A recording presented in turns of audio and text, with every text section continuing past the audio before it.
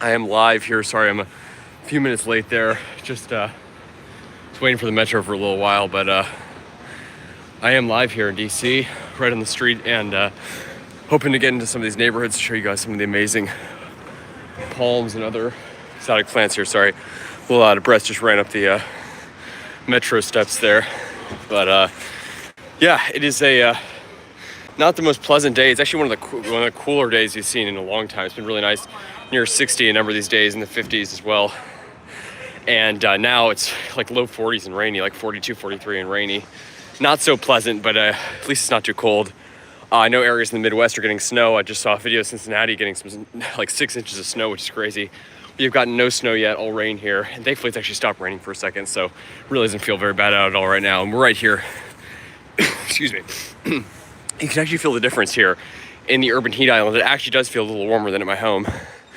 Krispy Kreme donuts here. Look at this beautiful old building here. Lots of beautiful architecture here in DC. All those old row houses. Hopefully it's okay. Sorry, I know the camera's a bit shaky right now. Yellow Belly Tropics, thanks for joining in. Good to see you here. How's everything going with you? Yellow Belly Tropics, you're gonna need to remind me of your location again. I already forgot that, I'm sorry. Remind me where you guys are. Jesse Harris, thanks for joining in. Jesse, where are you at? I already forgot that as well. Sorry, terrible with location, but let me know where you guys are, and also your, how's the weather? Hopefully you guys aren't getting too bad. I know London and the UK is getting another bit of a cold snap. I think it's supposed to get down to like 22, 23 in London, which is pretty, pretty chilly for London. But yeah, this is DuPont Circle here, Washington, DC.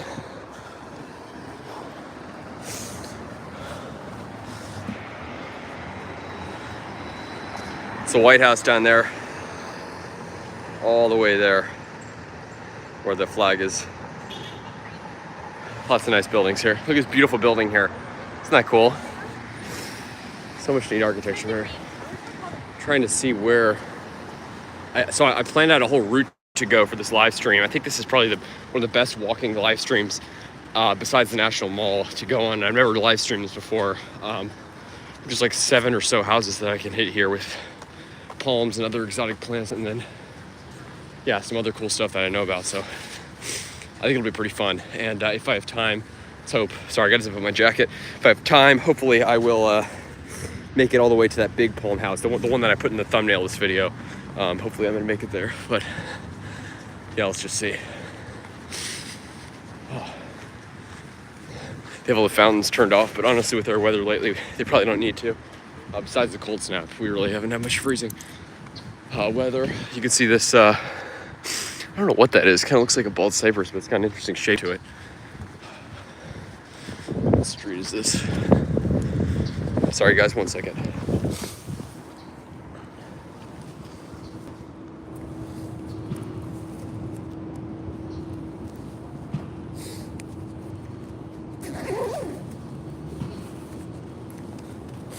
There we go. Sorry, sipping on my jacket. Put my hood on actually, because it's cold. It is a bit chilly out, to be honest. But nothing too terrible, honestly. When there's no rain, it feels fine. But when there's rain, that cold rain does not feel comfortable. I know plenty of you guys are familiar with that. DC is pretty rainy in winter, and generally throughout the year. Let's see what street this is. New Hampshire. 19th. Okay, I need to go to 19th.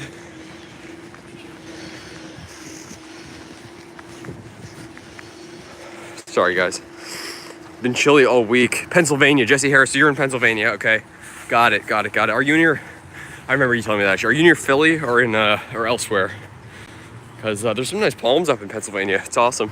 Just one state north of me in Maryland. All right, let me check this. Had East Midland, England. Got it. So you are in the UK, so yeah, Jesus, and -5, that is cold. So -5 Celsius is like, it's in the 20s. I don't know what that is, like 24 Fahrenheit, something like that. That's chilly. Hopefully it warms up. Hopefully the Washingtonia are doing all right. East Midlands, I don't know where that is. I think I asked you this last time, actually. You say East Midlands is somewhere in the south of England, or is it in the north? I don't remember. But I think I remember you telling me about that. I have a terrible memory, unfortunately. Chilly all week, yeah. I've heard about the UK just getting a bit of a cold blast again. Hopefully you guys do all right. Looks like most of the palms are have recovered from the last one. I mean, honestly, you guys are on an island and you have the Gulf Stream. In fact, by the way, look at those southern magnolia there. Both of those gorgeous, gorgeous southern magnolia. They're huge magnolias everywhere here. But this looks a bit like London, I think. Some of these row houses here. Weather is like London, I'll tell you that. Bit chillier than London. We're probably similar to London right now. 40s and rainy. I know London is familiar with that. Although I saw the weather in London. It's supposed to warm up a little bit. It's like 50 or something. That's the thing, is we can get like winter warm spells. We can be in the 50s and 60s easily in winter. London doesn't really get as much of that, warmth in winter, but they stay more moderated, which I prefer, obviously, because it means you can grow more stuff. Zone 6B, Jesse Harris got it, Zone 6B, so that's probably, I'm guessing you're obviously in the south of Pennsylvania. 6B, yeah, you can definitely, probably zone push with trackies there. I mean, you probably need to protect them, but obviously needle palms and sable minor should be a good palm there. Zone 6B, there's a lot you can do in Zone 6B. Beautiful southern magnolia there as well. Absolutely everywhere here. Look at these beautiful houses, all the different colors. I really love them. Love all these houses. If price wasn't an issue, I always say I'd live in one of these warm microclimates here in the city, but unfortunately, as you guys know, it's not cheap. Our first location's right on the corner here. Let's see if you guys can spot it. Just on the left, right over there. Hey, Dara O'Connell, great to see you in here. Southwest Ireland Rainforest. How's everything going in the UK? Excuse me, I know you're next to the UK, over in Ireland. Are you guys getting the same cold blast that the UK is getting? Because I know London's dropping into the low 20s. So let me know how the weather is, Dara. Hopefully everything's holding up all right. Great to hear from you, and your palms look beautiful. By the way, everyone check out Dara's channel. Dara's got a great channel of palms in the southwest of Ireland, as his name implies. And yeah, really cool. Southwest Ireland Rainforest. Got some awesome palms there. Just across here. I smell some fire. It sounds like someone's got some fire going, which is good. Yeah, definitely a good day for a fire. It is, as I mentioned, I don't know if this would be like 7 Celsius, 8 Celsius. And yeah, probably 7 Celsius and rainy. But with the coat on, it feels good. My rhododendron are thriving, waiting patiently to bloom in April. Waiting patiently. Okay, that's good to hear. Rhododendron nice and hardy, so that is awesome. Yeah, you have got a nice rhododendron. Very mild here. Oh, I'm glad to hear that, yeah, because I know you guys probably don't even get even though you're probably a bit colder than like London, you guys don't get the same cold blast because you're even further from mainland Europe as opposed to the UK. So that's nice. You guys get probably more moderate weather. And of course you guys can get freezes, but with the Gulf Stream and all that stuff, you guys stay pretty mild. We get those deep freezes every now and then. The beautiful Yucca gloriosa here, by the way. This is not the first stop, but I just want to show this. Look at this crazy curving trunk here. This is a very common species here, naturalizes everywhere, but it is beautiful. I would consider it an exotic plant, as they say. Embassy. Sierra Leone Embassy. So obviously DC being the capital, there's embassies everywhere. So check this out, folks. I think I might have made a video of this like once or twice, but my camera was, as you know, that old camera that was terrible. So the quality, you could like barely see it, but beautiful, beautiful monkey puzzle tree here in Washington, D.C. A great species for here. It seems like there's at least 1 or 2 other araucarias that actually do well here as well. But this is, the most common, certainly. Not a common species. I wish they were more common, but there are a number around. Beautiful, crazy, unique, spiny foliage. I just absolutely love them. Look at this look. Perfect for decorating as like a Christmas tree or something. Scruffy, hey, Scruffy's my brother, by the way. He is just check out his YouTube channel. He's got some videos of my lizard, Scruffy. That's his name. Very mild here. I also have an azalea. Awesome. Lots of azalea here. I bet I can find some in some of these yards here. Yeah, there's tons of them. We got some in the front yard. But look at these nice townhouses here. Really beautiful. And yeah, pretty cool to see. So first stop here. I might make a video if I come back this way, because I'll probably have to get back to the metro. I probably will go back by here at the end. So for those who missed it at the beginning, but a really beautiful monkey puzzle tree, getting some good size. One of the bigger ones I know of. But actually, for those of you wondering, by the way, look at the cut of that holly right there. Absolutely beautiful. For a native species, American holly. For those of you wondering, the big 60-foot monkey puzzle tree just north of DC that's planted in the 50s. That one's probably like 8 times the size of this one. I made a video on it yesterday, so I will stay tuned for that. I also only got a video of that with my old camera, which was terrible. So if you want a better quality video of it, stay tuned for that, because I will be doing an update of that. I just made a video on it yesterday, and I'll be posting that very soon. So more updates on the way, and very excited. Yeah, excited to see. Obviously, it's doing well. Fully hardy species here, monkey puzzle tree. Very, very hardy and incredibly unique looking plant from South America. Beautiful. So gonna head on to the next location, but just want to share that with you folks. It is really, really neat looking. Goes well with the architecture, I think.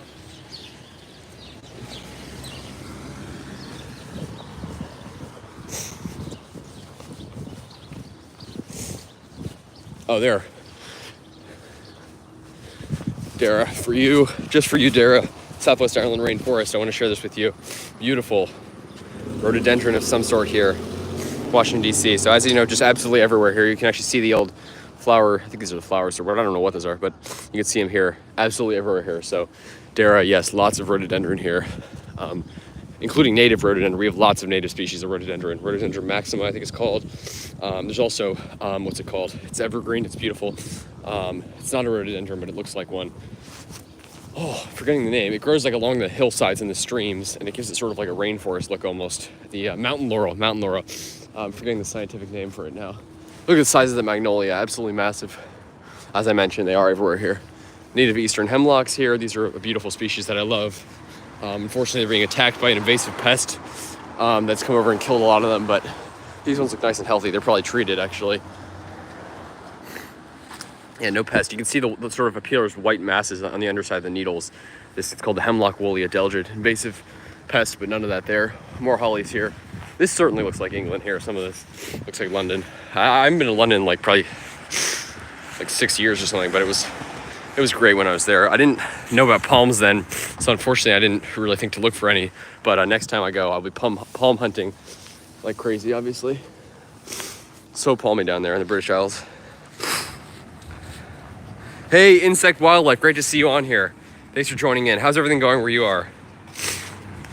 Hopefully the weather's nice and mild. Pretty mild, looks like from here for the rest of January, at least. Excuse me. But, you know, this week probably more in the 40s, you know, a bit cooler. Some days in the 50s, actually. Again, the good thing about our weather is that we can have some nice warm spells in winter. The bad thing is that it's so unpredictable that it means it limits what we can grow here. So like, you know, we can get tracky killing cold every like few decades. That'll kill some of them, not all of them. But thankfully, we can get some nice warm weather in winter, which we've been getting lately. Hydrangea's opening up its leaves. I have a purple rhododendron, white rhododendron. Oh, that's awesome, Dara. Your hydrangea's already opening up new leaves in winter. That's crazy. I've never seen one do that here. They're all dormant here. That is really crazy, actually. Oh, wow, you got quite a few rhododendron. Okay, yeah, there's, I don't know what the, there's like great laurel, I think it's called. I forget the names. There's lots of rhododendron that do grow here. It is a, you know, a lot of them are native to the U.S., so tons of them here.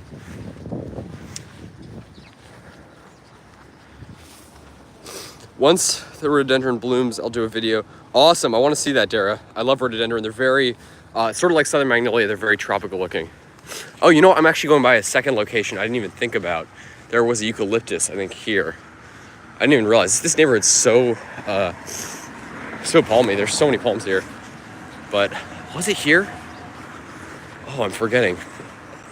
Now I'm actually forgetting. Oh, I forget. There was like a eucalyptus somewhere. It was like right here.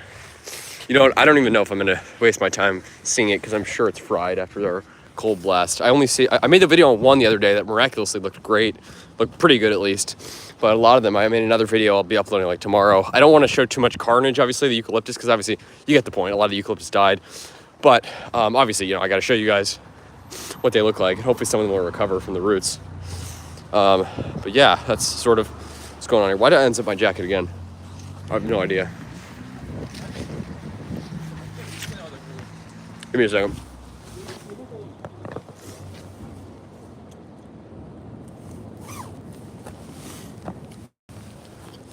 Fossil statue there. Tons of embassies in this area. There's like Embassy Row near here, which is tons of embassies. Beautiful buildings there. It's a cool area. But yeah, we got some palms coming, folks. Some big palms.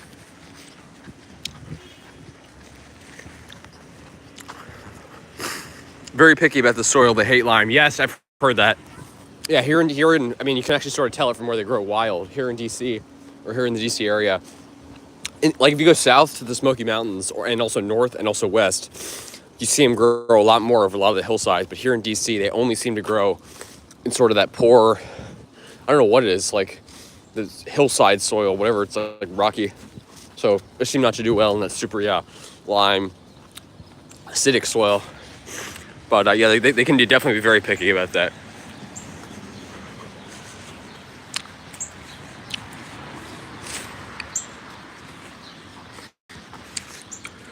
Hey, Jose Ramos, great to see you. How's everything going in New Jersey? So I just showed a monkey puzzle tree, actually. You can probably go back in the stream and see it, but I might actually loop around and show it again at the end of the live stream. But right now, sorry, let me make this light. Look at this street, by the way. It's so nice and so cool in here. But, sorry about that. The camera the audio quality probably took a tumble there. Hopefully it's all right. But, what was I going to say? Hopefully everything's going well. How's everything going at Jose? Is the weather good? Jose has got a great channel of palms and other exotic plants in New Jersey, so I highly recommend you check out his channel as well. He's got awesome videos, and pretty similar climate to us here in DC. We're here in a good microclimate, though. This is a good area here. Nice and warm. All the buildings keep things insulated at a lower elevation, probably under 100 feet elevation, so pretty cool. I live about 380 feet elevation, so not that that's gonna make a huge difference, but it makes a bit. We're about a degree or two colder than here on average in winter, than right at where I am right now, where I live.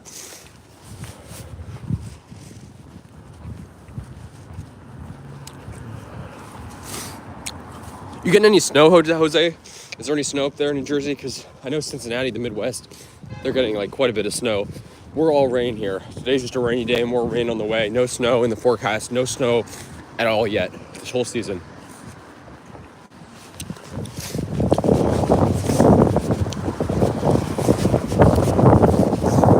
Sorry, guys.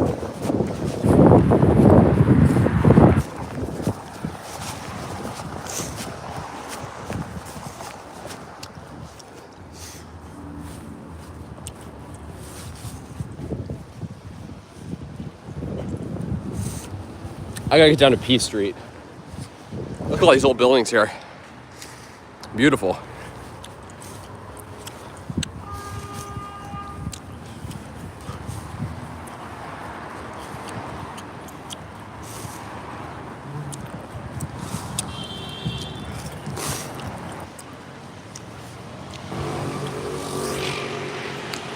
Sorry. There's a willow oak I often walk by. Yes, I've seen them stay green late. I don't know. I haven't been noticing them much lately. I'm guessing most of them have probably lost their leaves here by now. But if I make it to that big windmill palm, that there's a sweet gum there that still has that has not lost any leaves. So I'm going to try to check on that now, see if it's still green. But yeah, willow oaks are sort of like, they're almost like a semi-deciduous, semi-evergreen here. They sort of keep their leaves very late. But that's amazing, yeah. Still in January. I don't know if I've heard of that. That's pretty nice and late. Like acidic soil. Mom tried them in her garden. Oh my gosh, I'm sorry. Yeah, they are. I think you just gotta get the right species. Certain species are more finicky than others, but yeah, I know rhododendron are sort of notoriously picky about the soil. It's definitely true. I have a mountain laurel on the side of my house that after like 20 years just starting to die. Now like half of it's dead. I don't know what happened. Maybe the soil changed. It's right next to my needle palm. I planted my first needle palm and it died. So something with the soil there, because obviously needle palms are fully hardy here. Look at all this. They have all this like new architecture here. You can see all these old buildings here. Then it's like new. I don't know what it is, but it's really cool. This is Q Street.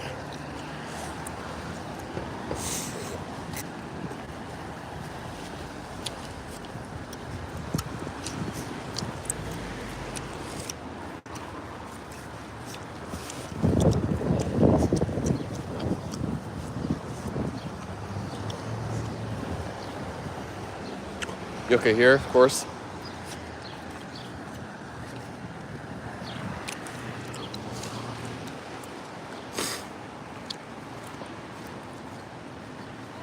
No snow here all year. That's amazing. Yeah, same here, Jose. Thanks for the shout out. Oh, of course, Jose. Anytime, any guys have channels. I want to spread the word about other people's channels because I think, we got to support each other here in the Palm community. make palms more mainstream, because you know, it's sad how few people here who are, you know, so many people in DC are very into gardening, which I love. I love all these beautiful gardens here, but so few of them actually contain palms. I always say, you know, it's a shame they're not that common here, but it's pretty remarkable how come they are here, considering that I've never seen them in nurseries anywhere, palms. So I think, you know, people certainly do know about them, but not nearly enough. You know, I mean, we're in a cold enough place that most people would assume they could never ever grow here. So it's mostly just that. I think that keeps people from planting them. But yeah, certainly a few species do well here.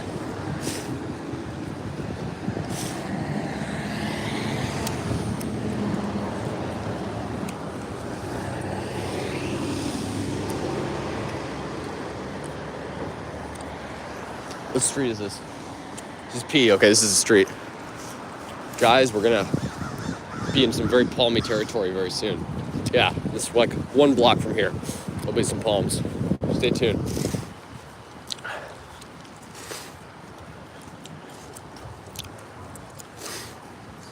No snow here. Jay from New. Hey, yeah, Jeldon. I saw your comment and I responded to it on the other video.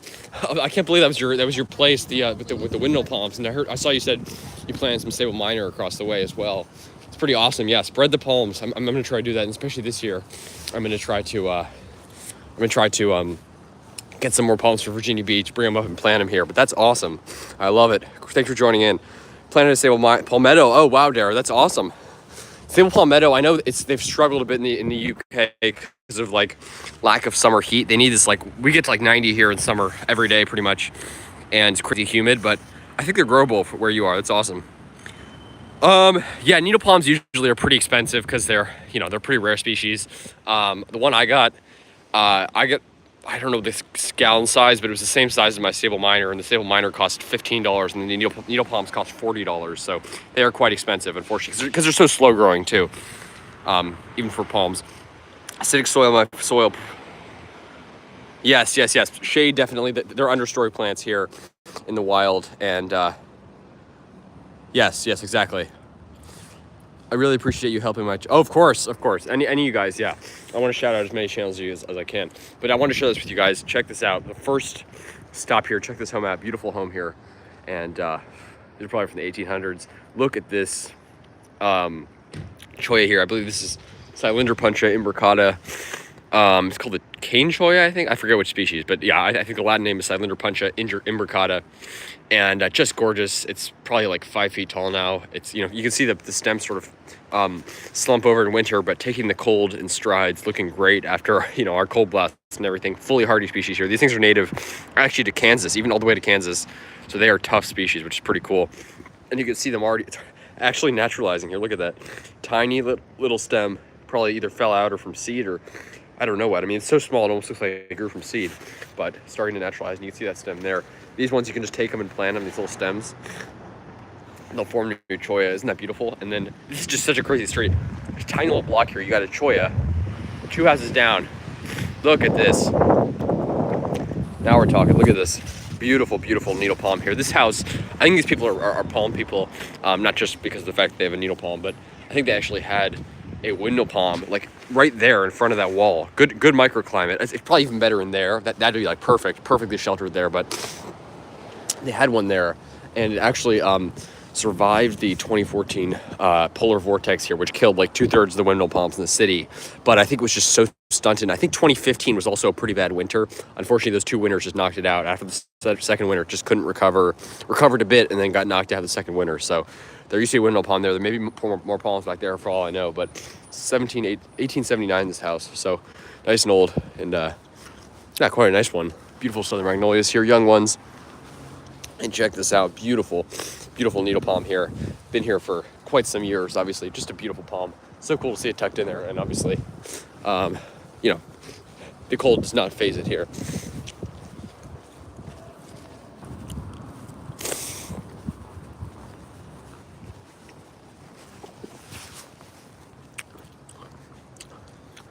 So yeah, to answer your question, yeah, needle palms are expensive, but again, I recommend saving up for them. I always say, it's probably better to get a bigger one than a smaller one, just because they're so slow growing. You know, it probably is worth the price, even how expensive they are, just considering how much time it'll take. But if you got time, you know, you can buy them small.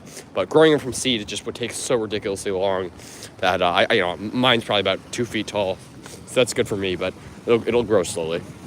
This house here, I want to try to talk to these people, get them to plant it. You can see in the window here, we've got a windmill palm in there, so that's pretty cool. Windmill palm in there. They take it out in the warm weather. I've seen them have it out in winter, but I guess they take it in when it's too cold. But they definitely could plant it here. It's a good microclimate. I'd love to see them plant that windmill palm. That'd be awesome. And then check this out. This is one of the bigger needle palms here in this area of DC, at least. Quite a big palm. Look at this thing. So you guys can get a sense that palms aren't crazy common here, but you know, I've walked through this neighborhood. We've already seen a couple. There's more just down the way, so pretty cool. And needle palms are quite common here, which is awesome. Look at the size of this leaf. Look at the size of this leaf. Unbelievably massive. So this is what your needle palms will look like someday. And this one's been very trimmed up. It would be a lot wider if they didn't have the sidewalk. I mean, look how small. This is a small planting area for needle palms. So, excuse me. I'm still recovering from like a cold a little bit, but you can see all the needles in there. They obviously trim these up like crazy, but it's probably got like a dozen suckers or more on here. Huge, huge, huge needle palm, way over my head, to the top of that thing. Crepe myrtles here, very common in DC as well.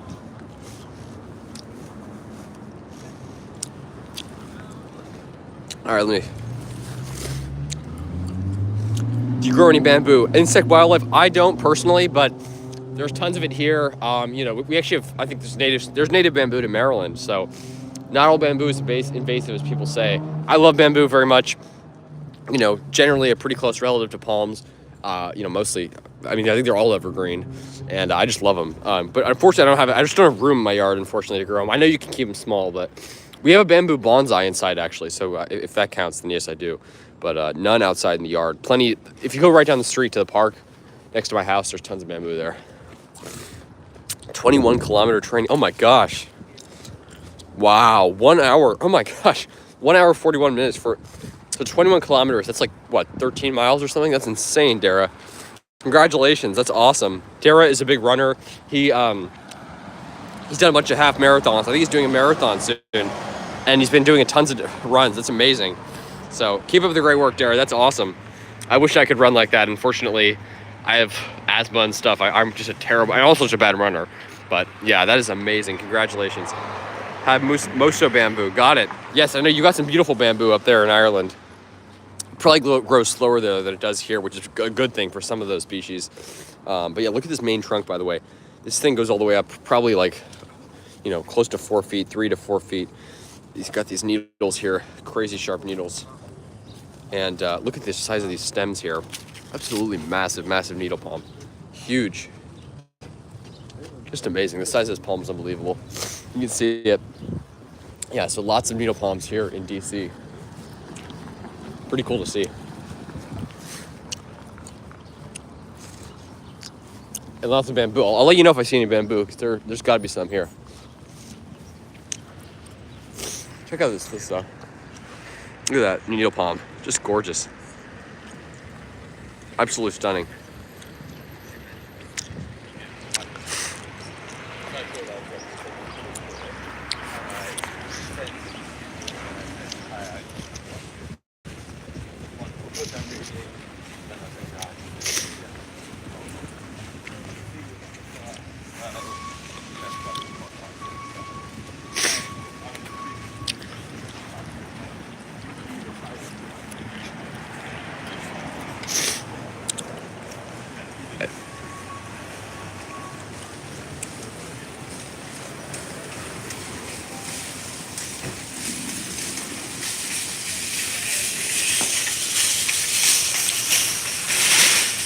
This area is like developing like crazy. The amount of development going on here is nuts. So many new apartment buildings and everything. There's some cool stuff out here. Hoping to do the Dublin City Marathon. That's amazing. That's amazing, Dara. I can't wait to hear about that. I'll be following that. Yeah, I mean, it's a huge accomplishment. I just wish I had the ability to do it. It seems like a crazy tough thing, but obviously you've been training for a while. It's awesome. Usually I see a lot of yellow growing on highways. Yes. As long as you, yes, exactly. Totally, there are plenty of ways to prevent it from spreading. You put rocky soil around it. As you mentioned, a barrier like that, a root barrier. So, generally, I think they're less invasive than people think. They more spread in colonies, like they'll spread, in one specific area. They won't spread like other, like English ivy, which will just spread like over a whole hillside, or like even, seeds will fly in the wind and then spread somewhere else. They're not like that. They mostly just spread in like a colony. They're easy to cut down, but I'm in my flagpole in the backyard out of bamboo. So yeah, there's lots of huge ones near us. There's a whole forest at the local park. I should make a video of it, actually. It's pretty cool. It's a huge forest at the park down the street. Look at that view. Yards, but, I'm sure that was probably the leg that had to be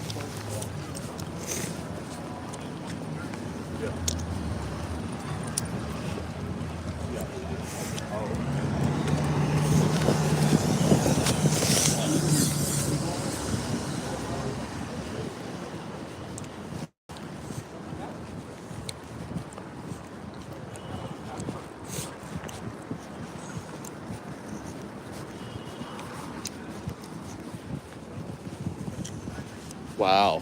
I wonder if these are Italian cypress. Look at these. They've actually got these trees burlap wrapped. These people should plant some palms here because they clearly know what they're doing. Burlap wrapped with like some sort of Christmas lights on them. Check these out.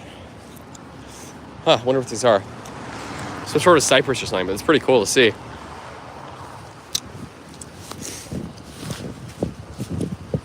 God, I gotta figure out where I am. I think I've gone too far. 14th and 15th. Oh yeah, I have gone too far. Shoot. Sorry, guys. Got to backtrack a little, sort of.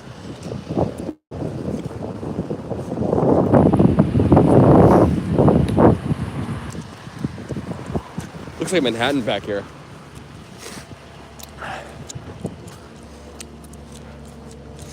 Train twice a week. That's amazing.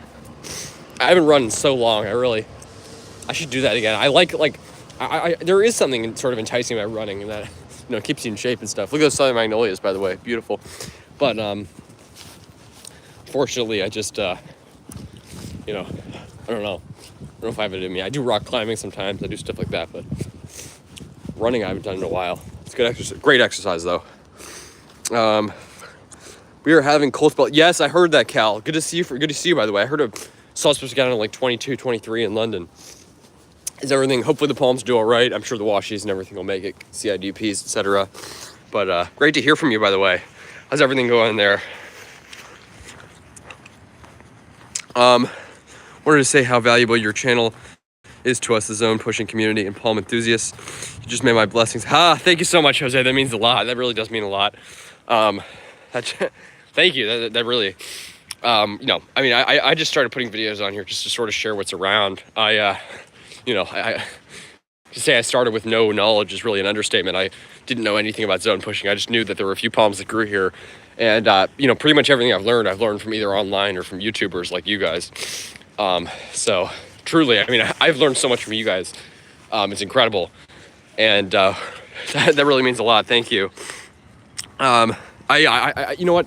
These live streams, to be honest, I think they're just so darn fun. I love doing them. Love going around, seeing different palms in DC, sharing them with you guys. It's really awesome. I absolutely love it. And, unfortunately, it's a bit of a chilly day out today. We're supposed to have some warmer weather, but I was hoping I should make it down to Virginia Beach one of these days. Fortunately, I'm just a bit sick, so I was gonna, I might wait on that, but it's only a 3-hour drive. It's doable as a day trip. I did a day trip there like a few months ago, so that's a good thing about living here, is that we are driving distance from some pretty mild places. Not that it's so cold here, but yeah.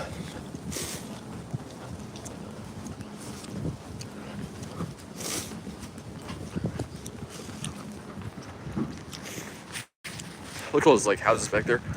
That's pretty neat. That's a pretty good microclimate if you can get a place there. It's a pretty good microclimate back there by the alley. So much heat retention there.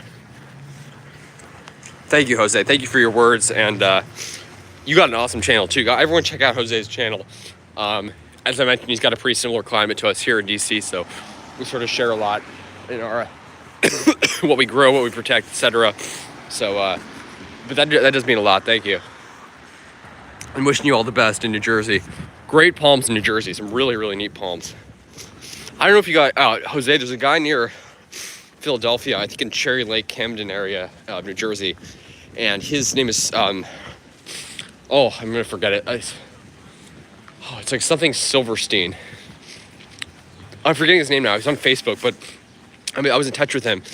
He's got, first of all, he planted palms around the entire city of Cherry Lake. The fire department, like 4 of the libraries, they all have big palms because of him. Like the whole city's got palms, Cherry Lake, New Jersey. And he also, he's got big trackies, like at the public, for library and stuff. You can go visit them. It's pretty neat. I want to do videos there when I'm back up there in Philly. But he's got huge trackies there that have been unprotected, never protected. And he's planted so many sable minor, sable Louisiana needle palms around. And in addition to that, he also, oh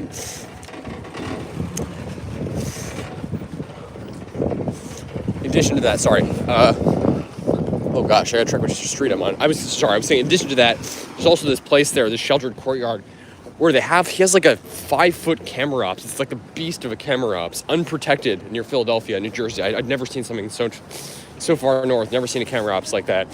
And he's done it. So unprotected Camerops humilis, huge size near Philadelphia. I was blown away. So if you can you should get in touch with him if you're ever down in that area to make videos and stuff, because he's got some really cool palms. But yeah, really cool. Two more blocks, guys. But yeah, that really means a lot. Thank you. I see that Ireland is so nice and mild. Yes, exactly. Oh, interesting. I got it. Yeah, Ireland apparently staying mild through the freeze that you guys are getting, but low 20s isn't too bad. Obviously, it's cold for London, but nothing earth shattering. Hopefully, everything will be all right.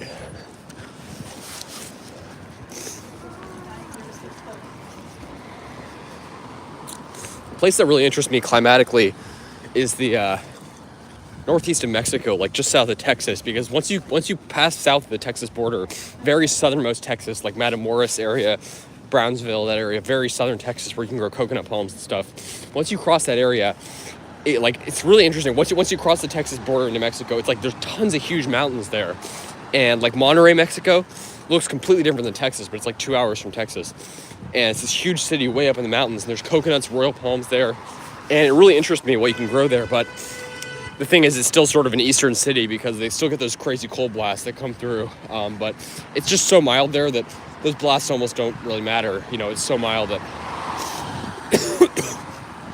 the coconuts still survive them for the most part. So it's very interesting. Mexico's got so many neat climates, and that area of the very southernmost U.S., South Texas, etc. It's very interesting.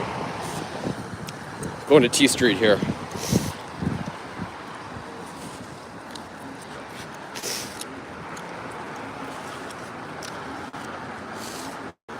Sorry, guys. Let me see. Agreed, Jose. It's nice to see so passionate as I am about palms and subtropical plants. That's very nice. Thank you, Adam. That means a lot. And what can I say? I don't know why I'm such a palm nut. It's just how I was born. But thankfully, there's other people like me. I'm not the lone palm nut. Thankfully, there's a whole community of us. And I can't explain what it is that makes me love palm trees. I think everyone loves palm trees for the most part. But for me, it's just like a obsession. It only grows every time I learn more about different palms, different places, new species, etc. So it's only growing. But I'm absolutely obsessed with palms. And I'm always trying to find out new locations of palms around DC and elsewhere to go film. So yeah, I honestly, it's so rewarding for me because I get to meet all you guys, talk to you guys, and I'm just really just doing what I love, sharing these palms. So, I always say it's a healthy obsession. There's definitely worse things to be addicted to than palms, but I am certainly a palm addict. There's no doubt about that. The moment I'm trying to get some color to my forest. Yeah, Gary, your forest looks amazing.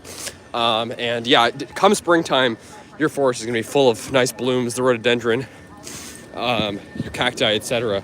So that's awesome. yeah, it is so nice and mild there. I really wish we had the advantage of your climate, but you know, we got to live with what we have here. As much as I wish I was in such a warm climate, it honestly, there's worse places to be climate-wise, and there is a lot of fun in zone pushing. Obviously, I really love it. Just absolutely love it. It's so gratifying seeing these palms survive here. And obviously, there's plenty of losses that come with zone pushing, but you just got to know when to protect, when to not, when to, when to trial stuff, etc. Is this the right street? Am I on T Street? Shoot, I might have skipped a block here. Guys, this might be the wrong street, sorry.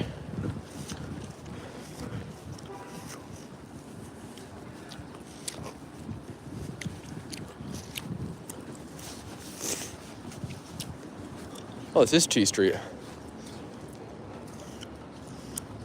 Oh, I know what I did wrong. It's the next block over, guys. Sorry. Gosh, okay. Well, here this month has been 32 Fahrenheit. Not supposed to get colder. London, Heathrow, up to 24, much colder here. There. Got it, yeah.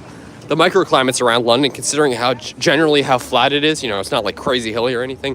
The microclimates are pretty remarkable. It is so mild there in the center of London. Getting very big. That's awesome. Yucca rostrata, such a good species. Such a great yucca species. The big trunk on that thing, they're just so neat. And there's quite a few of them around DC, which I love to see. I really want to get one. They're so wet tolerant, which is great.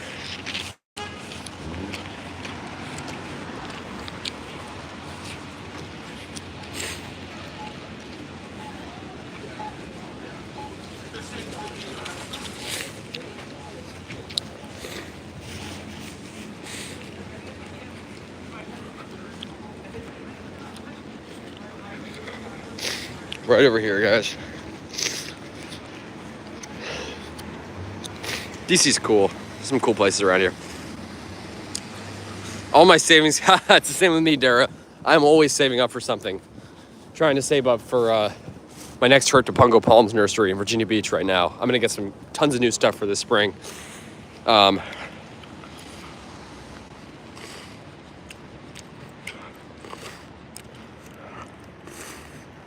I've been to Adam, yeah, it's completely true. I've been drawn to them for probably, I mean, the first, so sorry, I'll show you guys some of this beautiful architecture here, beautiful Southern Magnolia. But yes, the first time I really remember being drawn to palms, because I never noticed them here, obviously, when I was really young. But when I think I was like 5 or 6, we went to Orlando.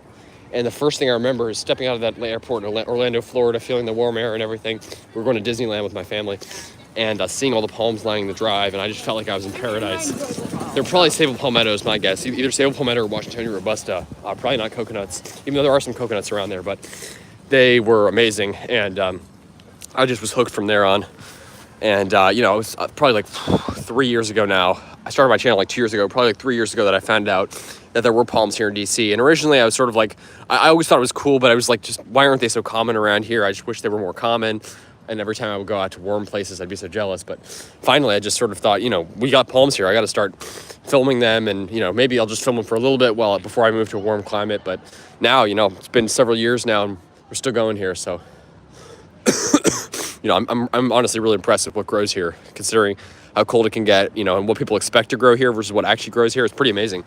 This is our native, actually, and also evergreen. You can see Sweet Bay Magnolia. It's actually a native subtropical species to the DC area. I consider it subtropical. Beautiful, it grows pretty big relative to the Southern Magnolia, and pretty cool species. And then here's the Southern Magnolia. You can see it in this gravelly yard, absolutely stunning. But the prize here, which I just stopped for, is right here. Check these out. Pretty awesome. And they look, I've not done an episode of these since the freeze. These look absolutely flawless. I'm actually really impressed. No damage.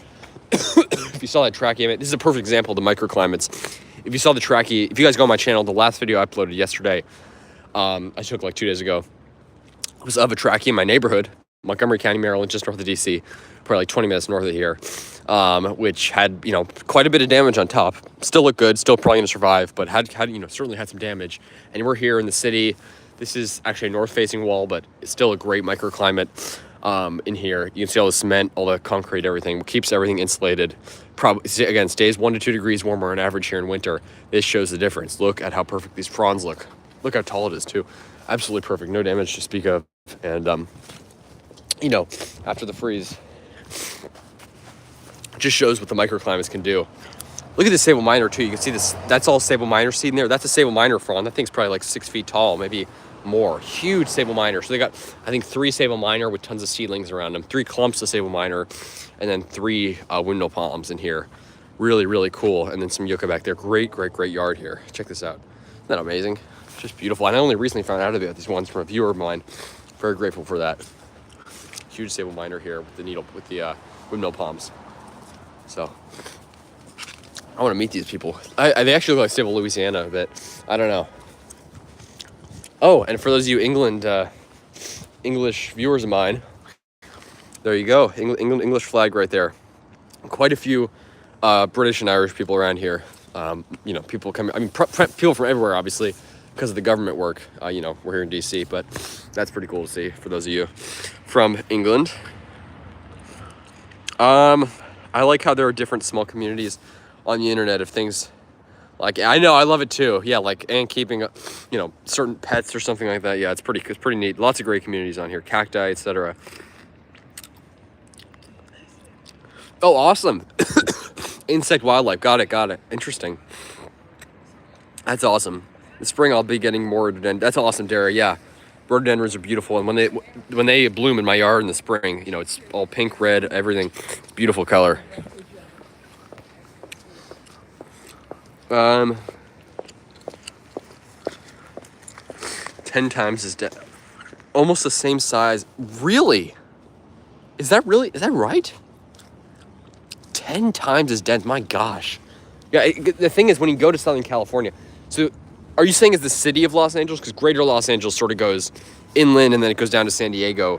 But that's nuts, because Los Angeles is so insanely sprawling when you fly over it, especially at night when you see all the lights. It's insane. But yeah, it is all like spread out, suburbia and everything.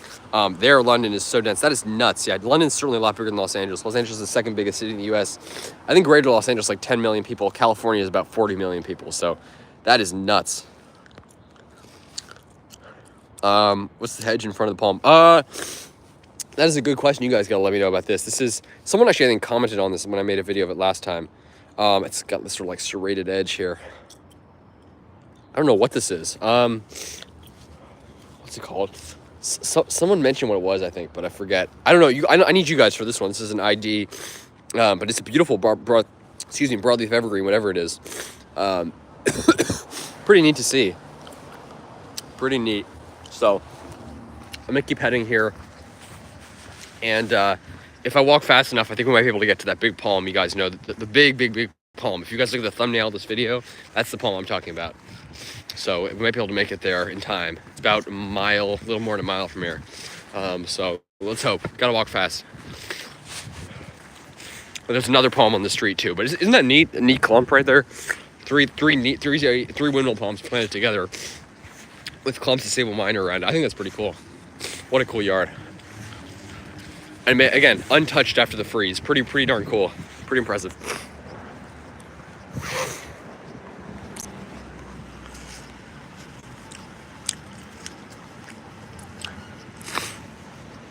But yeah, let me know what that hedge is. I have no idea. Looks like this. Looks exactly the same as this one.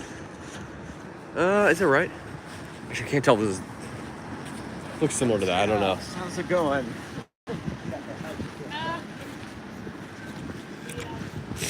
Nice little gravel path here.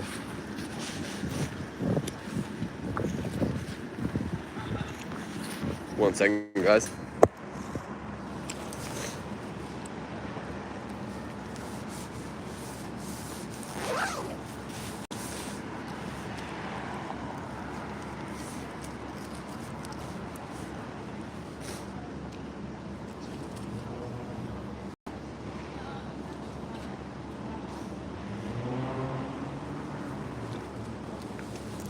Sorry about that, guys. There we go. This is 14th Street, one of those popular thoroughfares in DC. Tons of restaurants and stuff along here. It's pretty neat. And it goes up a pretty big hill here. Actually, gosh, I'm trying to think, because up that hill, it might be too far, but up that hill is the, that big, sorry, I gotta run. Up that hill is that big house with the Sable Birmingham and all those trackies.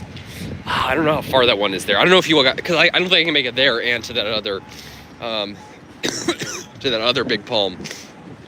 But maybe if it's not far, I will actually head over there. Let's see. As time permits. It's funny that you think you could whole vacation just go.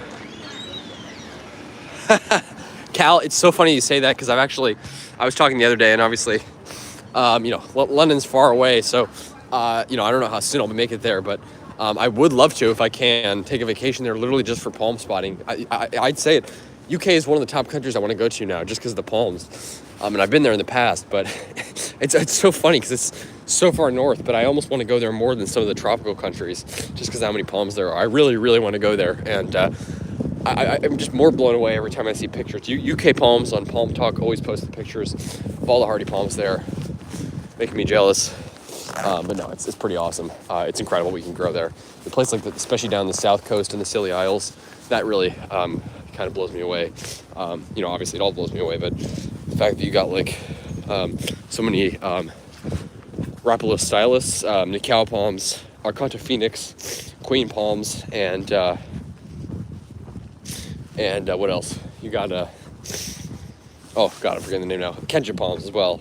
I mean, it's just nuts what you got growing down there. So far north of us. We're 39 degrees latitude here, north latitude. You guys are like 50 something up there. I think London's like 51, and you can grow so much more than us. I'm so jealous. I mean, you can grow stuff there that'll die in even like parts of South Carolina, Georgia, even parts of Florida. I mean, it's absolutely nuts. Speaking of South Carolina, here's a South Carolina license plate. This is pretty neat. The license plate of South Carolina got the palmetto in the middle. That's a state symbol. Sable palmetto. Great. That's one species that I'd say probably actually does better. Maybe not in DC because it's so cold, but probably does better in the East Coast than in the UK just because it needs that heat and humidity. Although I've seen big ones in the UK. I don't know. I've always heard that they're a bit tricky to grow in the UK just because of how cold it gets. But I don't know. You let me know, Cal. A sable palmetto, a good palm for the UK. I think once you go far enough north, like Scotland, I think it's no grow for sable palmetto because it needs that. Our average high here in summer is like 89, 90 degrees Fahrenheit with crazy humidity. It is so steamy here in summer. It's like the tropics. And so that's what sable palmettos needs. That's where it's native, but who knows? I bet there are parts of the UK where they do really well. But certain palms are just engineered for certain climates, but certain palms also just do, can be like in the UK, certain palms that are native to completely different climates can do really well there, which is pretty awesome. Oh, sorry.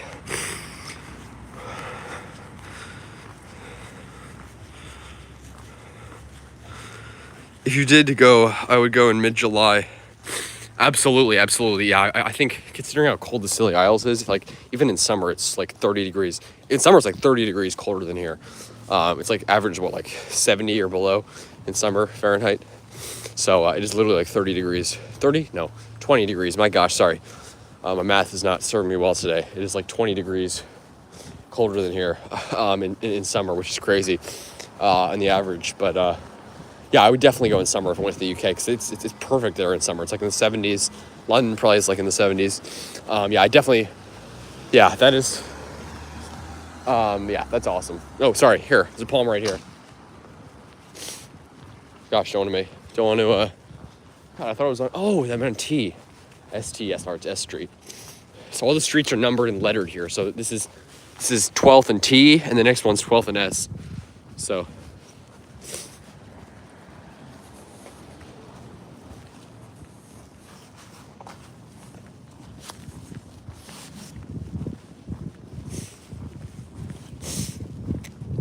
Sorry, guys. I already lost track of what I was saying, but I'm sorry, Cal, I want to get back to your comment. Yes. All of those areas, Cornwall and London are my big focuses. Cornwall, all the islands down there, those are big focuses of mine. Also, check this out. Cal, you can let me know about this. What is this flag here? So we got the UK. Oh my gosh, I've been by this house before. This is so interesting. It's a colonial Hong Kong flag. Check that out.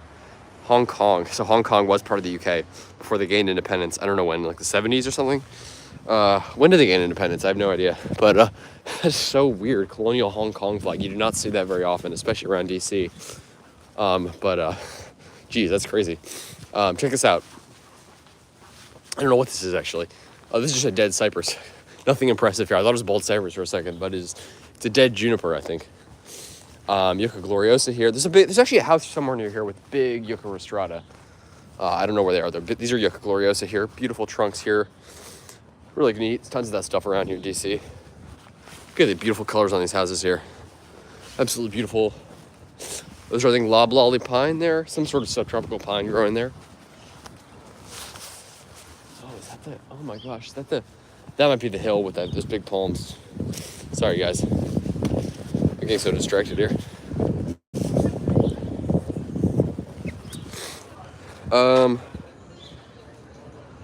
That's so nice, Dara. I would love to. And if you come to DC, any of you guys, please, please, please reach out. Comment on my channel, reach out otherwise. I always give out my email to anyone who wants it. So if you guys want to email me, feel free to. Yes, absolutely. Come visit my place if you visit DC, see my garden. I created a map with all the palm sites I know of around DC. I still need to update it. It's been months. I know of tons of new palms now, but there are tons of sites I know about around DC. So let me give you guys some palm sites. If you come to DC, I can load you up with different information. And I will also, anyone who comes to DC, if I have any in stock, which hopefully I will, I'll load you guys up with palm seed, because that is a big priority of mine, getting you guys some hardy sable minor seed, because there's tons of that here. I personally don't like windmills as much. I feel like they just look so out of place. Yeah, I think palmettos definitely are better palm for the Southeast. I totally agree, but you know, we got to work with what we can here. Windmills are definitely better than palmettos here in DC, and they're pretty hardy palms here. So I love them, but you know, I get what you're saying. I think they get pretty ratty looking when you get south enough, just because of how humid it gets. You know, Miami, they're pretty much a no-grow, obviously. 112 Fahrenheit here. Oh my gosh, in Virginia? Wow, where in Virginia is that? I think we got to like just around 100, 99, 100 last year is the highest, but I did not hear about that. Wow, is that like Virginia Beach or where? Depends on where most people... Got it. Many people in the palm current community live in London, which is more... Yes. I bet there's... I saw a picture of a botanic garden somewhere in the south, maybe Cornwall, that had a big sable. I think it was a palmetto, big trunking sable. So I have no doubt they can do well in a good microclimate there. But obviously they love that heat and humidity, which we get here. This is, by the way, this is a eucalyptus, I think Neglecta. Or no, this is a gunnii. And it sadly perished even before the winter. I think they chopped it after the previous winter, made it through a few winters, and then I don't know what happened, but fortunately it's looking very crispy. This thing was huge. You can see the trunk on it here. It was way up there, but unfortunately no longer there. But then just down the street here, we got another palm here. So this sort of gives you an idea more of how common palms are here. I feel like I usually just drive around, make videos, and you guys don't know where they are. So here I can actually show you the different locations, show you just how common they are here.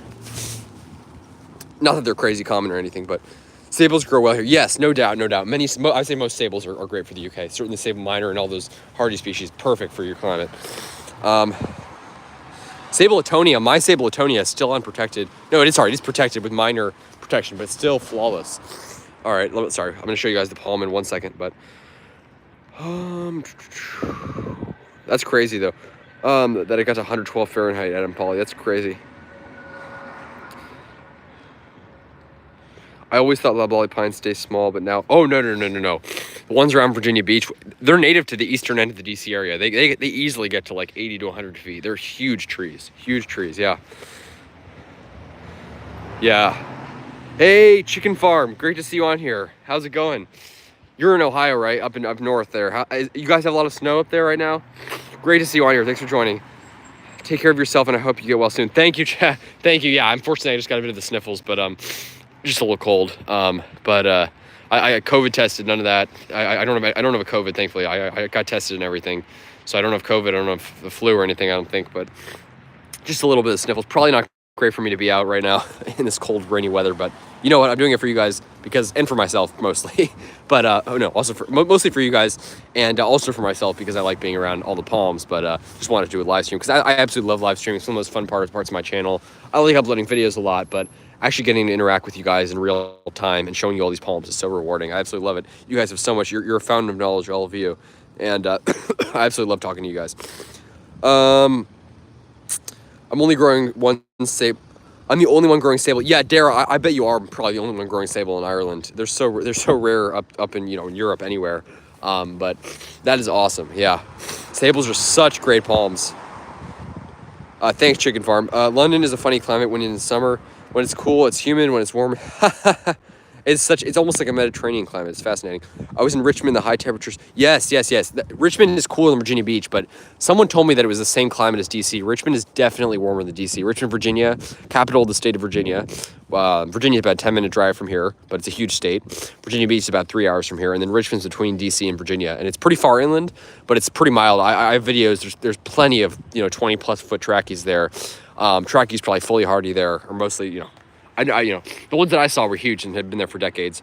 So Richmond is definitely warmer. It's probably in the 50s right now, or it's probably in the 40s right now, but it's been in the 50s most of these days when DC gets in the 40s sometimes. So it stays warmer than here, but cooler than Virginia Beach, no doubt. Palmetto is probably marginal there, but I'd definitely try one. Ohio zone 6A, no snow for us yet. Oh wow, no snow. Okay, that's crazy. I mean, you must be just away from the storm, because I heard Cincinnati already has like 6 inches of snow. They got tons of snow there, so that's nice, I guess. I don't know if you like snow or not, but hey, kiss the baby palm, blast off. Great to see you in here. I'm here in DC. I have a palm that I'm gonna be showing you guys in just 1 second. Sable do very well in Ireland. Yes. Sable yapa, that's a great species from western Mexico. I don't know much about its hardiness, but I would imagine it's a pretty good species to trial in the in Ireland. And yes, great sables do very well there. Even though they love the humidity, they can definitely do well in the British Isles, in Ireland, etc. And yeah, that's awesome. Yes, I finally seen. Yes, blast off. Thanks for joining in. Great to see you here. I really appreciate you joining in. And beautiful Yucca filamentosa here. You can see they cut off the stalks, but this is, basically like a weed here. I'm gonna wait just for a second, show you guys the palm. I'm southeast of Cebus. Oh, got it. 70 miles, so quite. Oh yeah, so you're quite distant from Cincy, but you could probably grow needle palm and maybe sable minor unprotected where you are. That's if you're south of Columbus, because my grandma lived in Columbus. She still is there actually, and it's pretty nice and mild there. Sorry, I take that back. It's not mild there, but it is. Compared to places up north, it is not too bad. I have no idea how palms do in Columbus, because it's sort of right there in the middle of Ohio, but I can imagine a needle palm would do well there. And there's a guy, I think Columbus Palmer is his name on Palm Talk. He grows palms there, so yeah, that's awesome. Yucca, right? Yes, this is Yucca filamentosa. It is native to the southeast. It's a subtropical yucca species. It might be native here. I don't know. It's naturalized everywhere. I think it's native to the eastern part of Maryland, and absolutely everywhere here. Yes, good job. That is Yucca filamentosa. And you can see it's called that because of the filament that develops. This thing's called filament, this like hairy stuff that sticks off. 45 degrees here right now. Got it. Oh, wow. 45 degrees. That's warmer than us. We're like 42 or 43 right now, Fahrenheit. And that's pretty nice. So sorry, guys. I know I'm not supposed to do this. I'm never supposed to, but I'm going to go up and show you this. So the palm here, bit of burning. It's a smaller palm. But overall, looks pretty good. So I don't know if they planted this. It's a really weird spot to plant it. It's got like a hose around it. It's like behind a bush here. But look at this palm. Beautiful window palm here. Spear looks great. Leaves are nice and green. And the tips, these fronds still look great. So even smaller palms like that, because it's such a good microclimate here, looking good. And it's, I don't know if it's naturalized. I don't know if they planted it, but I look forward to seeing how that palm does. That's a south-facing wall. So that's a great microclimate for palms right there. South-facing wall right here in the Heat Island. Not much better than that.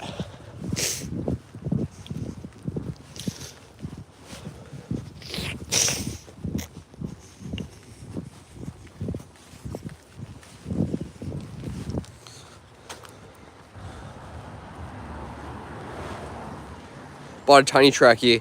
It's in the basement. It looks very weak. Oh gosh, I'm sorry to hear that. It's funny. Mine also did the similar thing in a pot. They can be really weird in a pot. Sorry. They can be really weird in a pot, but like it's, yeah. Jesus. Anyways, sable minor can be really weird in a pot. Mine sort of ended up drying up. It was also really root bound, but is the pot like too small for it, you think?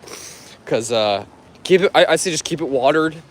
Don't overwater it, but keep it pretty well watered, and just make sure the pot's the right size. If you take it out of the pot and you see that the roots are sort of filling in the whole pot, then that's a problem. That's what happened with mine. But I'm sorry to hear that.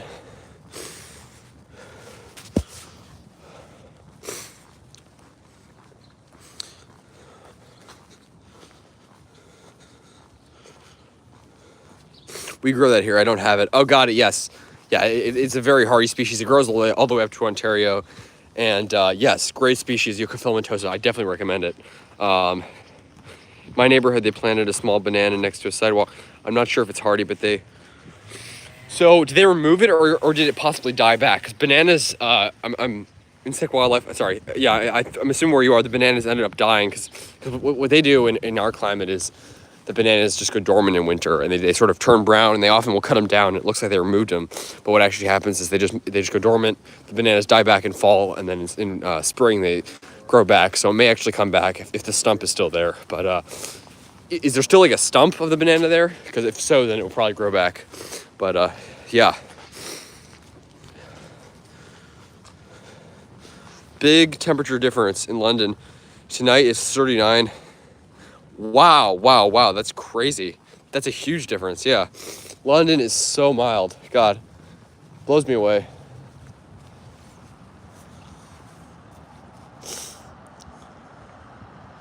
Gosh, I'm trying to see if I can make it to walk to that palm. 12th Street, 1110. Yeah, I don't know. Let's see. I'm gonna walk north for a little bit, guys. Let's see what I can find up here, and then we'll see where I can go. Sorry if I hope I didn't disappoint anyone, because the palm I put in the thumbnail of the video might not be able to make it. Oh God, that's awful. So someone got their windshield bashed in. It does happen sometimes. That's terrible.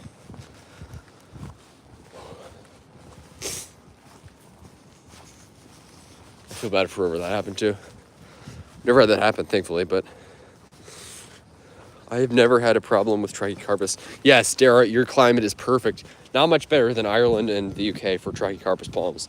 That is like a perfect climate for them. So yeah, definitely fully hardy where you are. That's awesome.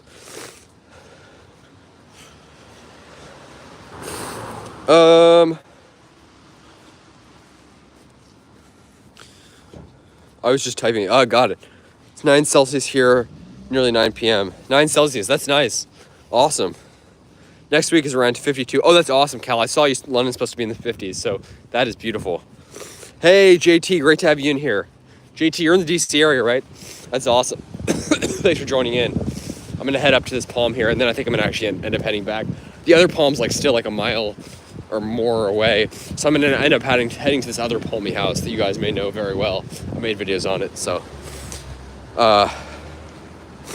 great to see you in here, JT. That's awesome. If you go on Windy, you can see how. Yes. Windy, is that like a website? Interesting. Yes, every time you do videos, always raining or. Well, so sorry. What I've been doing more lately is that even though I upload videos on different days, what I'll do is I'll take. Oh, see that Ben's Chili? Well, it's a famous DC restaurant, by the way, I think. Anyways, what I've been doing is on God, sorry, I'm losing my mind here. It's just the cold and everything. Basically what I'll do is I'll take a ton of videos in one day and then I'll upload them over the course of like a week or something. So usually when you see overcast skies, it's like, there's overcast skies a lot of days in winter because it's raining here a lot. What was I gonna say? Oh my God. But the thing is, I'll take a lot of videos in one day and then upload them over the course of like a week. So often when you see overcast skies over like 4 videos, they may have been taken the same day or like the same time. But it is overcast and rainy here a lot in winter. I can't lie. Thankfully, it's not too cold, but it is rainy here a lot. And right now it's pretty cold. Low 40s and rainy. It's not the most pleasant weather. Not the worst, but not the best.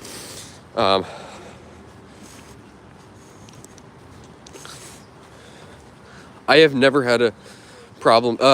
Sorry, got it in the mail, put it in the pot. Oh God, so but do you know the size of the pot? Like, I don't know, how big is the palm compared to the pot? Does it look too small? Because I would say probably get a bigger pot is better, as opposed to a smaller one, because you gotta make sure the pot size is right. What I do, I cut the bananas. Yes, that's smart thing to do. Cover them with like straw or leaves or something. Cut them down. Absolutely, that's awesome. Got really cold, stayed green, and then removed the whole plant. Oh gosh, the whole plant. Gosh, that's terrible. See, the thing is, maybe they like expect it to die or something. And what happens is it does turn brown in winter, but that's normal. Look at all these new buildings here. It turns brown in winter, but that's normal. And when it turns brown, oh gosh, when it turns brown, it just means, you know, it goes dormant for winter and then it'll regrow in spring. But it's very weird. I'm sorry. They should plant another one. Did DC get any snow this year? DC has gotten 0 snow this year. I talked to one of my friends.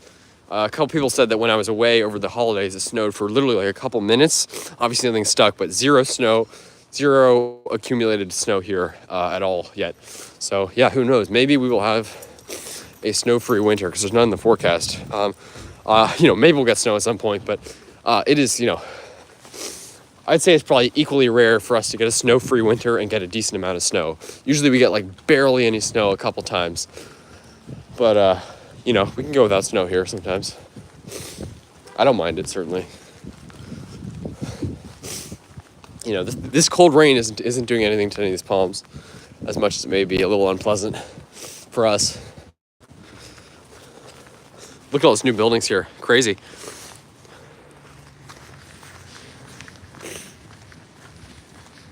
Oh my God, look at these. I gotta remember the location of this, 12th and W Street. There's some huge prickly pear up here. My gosh, wow. There's so many prickly pear I'm discovering planted along the street in DC. It's really awesome. Gosh, this area is like insane how many exotic plants are in here in palms. It's pretty, because I'm going to another palmy house up here. It's pretty amazing. Sorry, let me, I'm noticing a lot of people are starting to grow bananas in the gardens.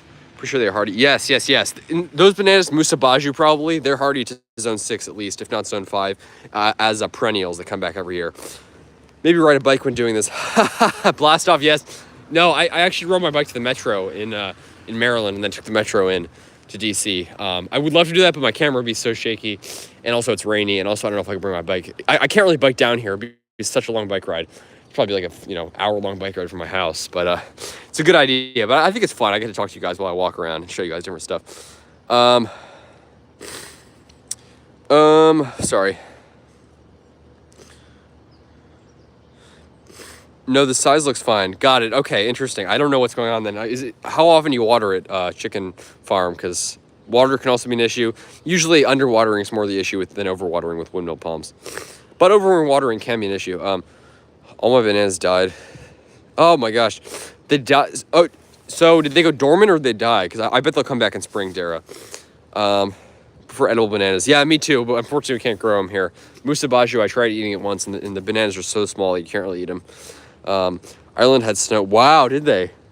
That's pretty rare. That's pretty cool. I think London got some, or parts of the UK certainly got snow. That's unfortunate. My bananas are still growing. Yes. Oh wow, they're still growing this time of year. All the bananas are dormant here that I'm aware of. That's amazing. I love the dwarf Cavendish. I'm super excited to try. Yes, dwarf Cavendish. I don't know how hardy those are, but I think they're decently hardy here. Look at this, by the way. This is nuts. There's more up here. My gosh, I don't know who planted this. So you get these huge yucca with the huge stalks here. Look at the size of this prickly pear. It's the tallest one I've probably ever seen in DC.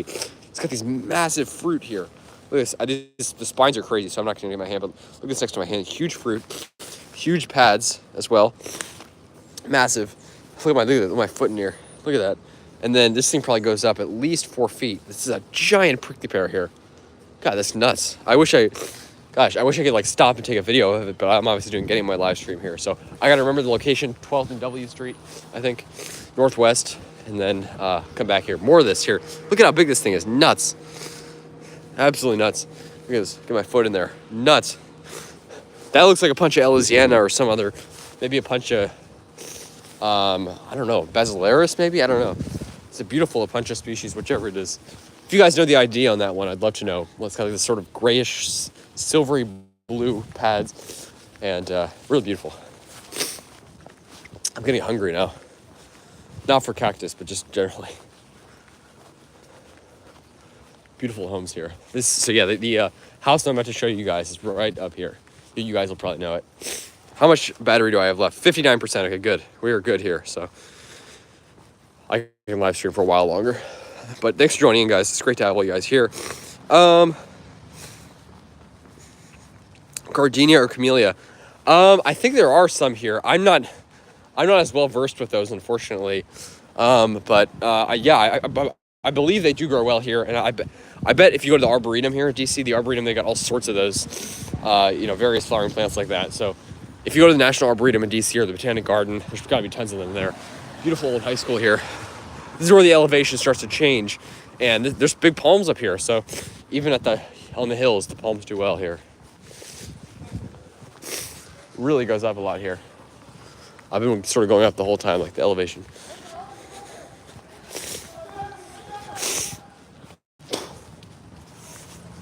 Sorry guys, let me check this. They're gone to mush. Oh, I'm sorry, Dara. Well, hopefully they'll recover in spring. That's what happens here. They go to mush, but then they recover in spring. Eastern prickly pear tolerates frozen soil. Yes. Eastern prickly pear is native all the way to Ontario, so they tolerate frozen soil very, very well. Yes, no problem for them. Look at those colors of those houses. Isn't that beautiful? Wow. That's pretty cool. I like that. The houses are very colorful here. That's a pretty neat thing about DC.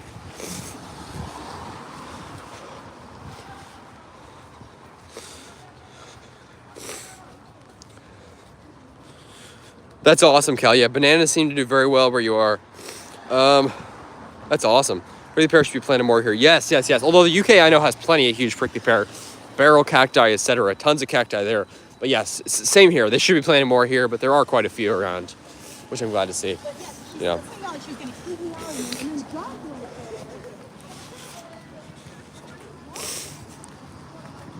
Huge.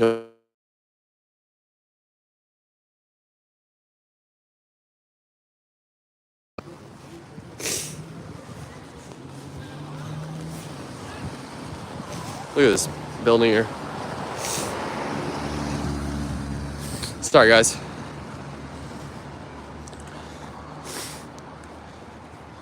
My prickly pear do well here. Pears. Yes, prickly pears. Blast off. That's awesome. There's so many hardy prickly pears. That is awesome.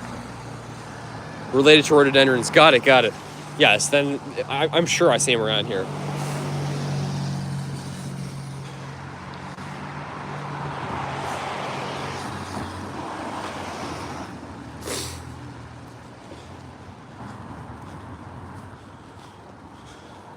Most houses here are gray.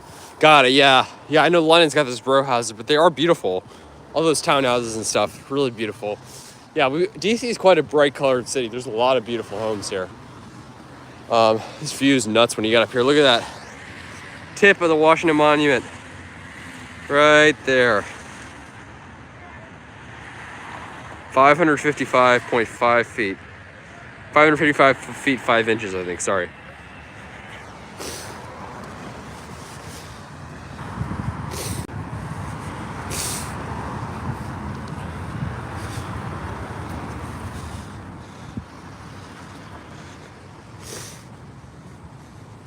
My 6A garden, and it hasn't died yet. That's amazing. My house is brown. Got it. Yeah, my house is brown too. Brown shingles. But yeah, houses here have like all sorts of bright colors. It's pretty cool. God, my hands are freezing. Gotta put in my pockets.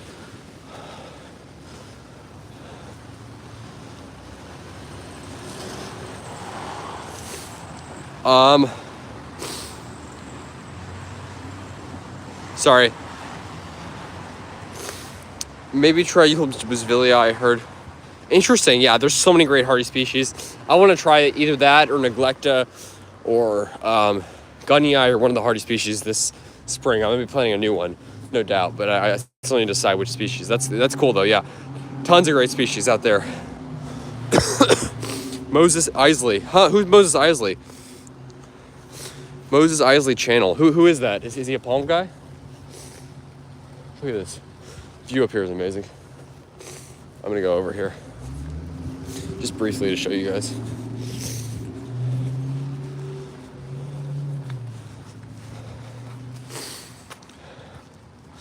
My house is white. Got it. Yep. Yeah, it seems like a lot of the houses like in the UK are yeah, white, gray, stuff like that. But they're beautiful though. Some nice brick houses too.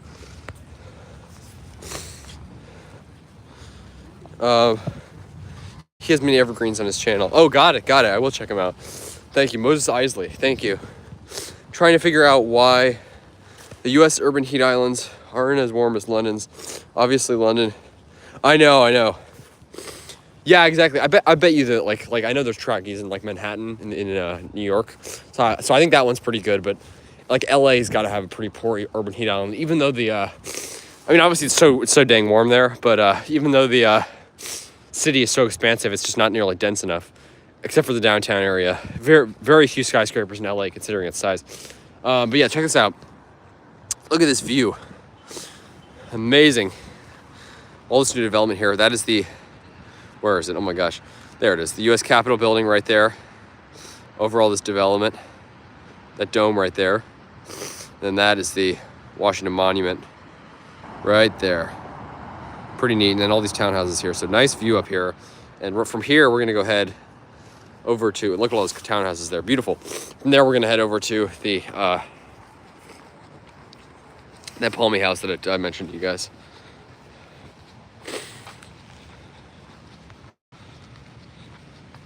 But yeah, thanks. Most decidedly, I am going to check that out because I love evergreens. So many great evergreen species here in DC. Even in winter when a lot of the trees are brown, like that oak there. Lots of great evergreens too. It's a big tree right there.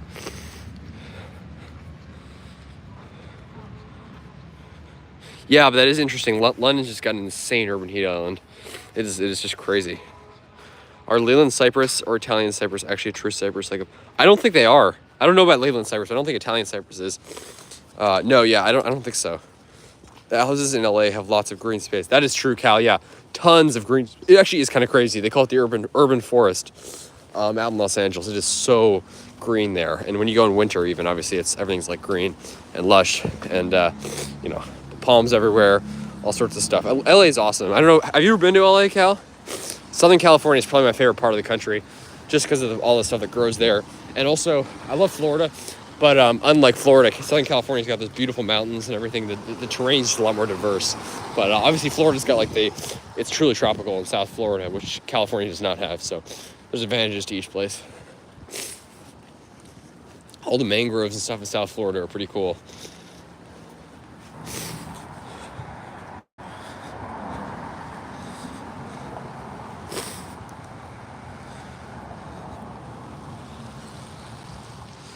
Is this Georgetown? No, I'm not in Georgetown. Georgetown's on the western end of DC. I'm right in the center. This is I think 15th Street that I'm on. And we're like due north of downtown. Downtown DC is like right down there. We're like a mile from downtown. I don't know what neighborhood this is. Like getting towards Adams Morgan. It's a cool neighborhood. Lots of beautiful townhouses and stuff like that. Houses in high demand here for no doubt. We can't build skyscrapers here yet. Is that really true? It's the same thing here. DC has a height limit. That's why there's no skyscraper. That view I just showed you would be filled with skyscrapers if this didn't exist. But DC has a rule that building cannot be taller. It's one of the most strictest height rules. It's probably the strictest height rule anywhere considering the size of DC. But the only skyscrapers here are in the suburbs, not in DC proper, because DC, the buildings can only be like 120 feet tall plus the width of the street. So the tallest buildings anywhere really are like 180 feet besides like the Washington Monument, the cathedral, etc. So very short buildings here. But yeah, I know, it's interesting. I think I just crossed for no reason. Oh, I'm heading down that way. Sorry, guys. I crossed for no reason. Gotta warm my hands up. Fun fact, did you know plants actually... Is that true? I've heard stuff like that they actually give some sort of indication. I don't know if it's in the soil or how, but they give indications of, when they're doing I don't know, something about growing conditions and stuff, but that's interesting. Yeah, I've always heard of something about that, but I don't know much about it. Plant communication, fascinating. Yes. Anybody grow Tijuana Tipu? I do not, but I've heard of that. I don't know what's the common name of that. Lucena, is that the common name? We have lots of skyscrapers under construction. Oh my God, London, the skyscrapers are nuts. It's pretty cool. They get some cool skyscrapers there too. That's awesome. Tallest building here is 1,000. That's crazy. 1,017 feet. The tallest building in the U.S. is 1,776 feet, which was made that height because 1776 is the founding year of the U.S., so 1,776 feet. It's the Freedom Tower, or One World Trade Center, built right next to where the original Twin Towers were at the World Trade Center in New York City. And tallest building west of the Mississippi River is the Wilshire Grand in Los Angeles, which is, I think, 1,100 feet. They're going to build some taller buildings probably in California at some point. San Francisco's got lots of development and stuff. But yeah, it's interesting. There's some huge buildings in the UK, and I used to be really into that. I mean, I'm still very into it, like the tallest skyscrapers and everything. It's very fascinating. I'm not sure the common names. Got it. Yeah, I've definitely heard of that Tipu species. Plants talk to each other. Yes, I've heard that. It's interesting. I'd love to read more about that. I'm going to when I get home. I wish I knew more. I know. I wish I knew too. Probably. What are these people doing? What are these people doing? Cutting down all these palms here. That's what all these palms would be saying. That people massacre. Probably what are they being? Probably people would be asking why are trichocarpus being planted here. But no. I mean, I bet. I honestly have no idea what they say to each other. But yeah, they'd probably be asking why humans are so cruel to different plants. And I don't know. I mean, it's interesting. The Burj Khalifa in Dubai is 2,700 feet. Yes, I've heard that. It's insane. And they're building one called the, what's it called? In somewhere near there, that's going to be over 3,000 feet tall. I forget what it's called, but they had like construction issues, so it's only like partially completed. Yeah. My dad saw the Burj Khalifa. He took a picture of it. It looks nuts. So big. But check this out.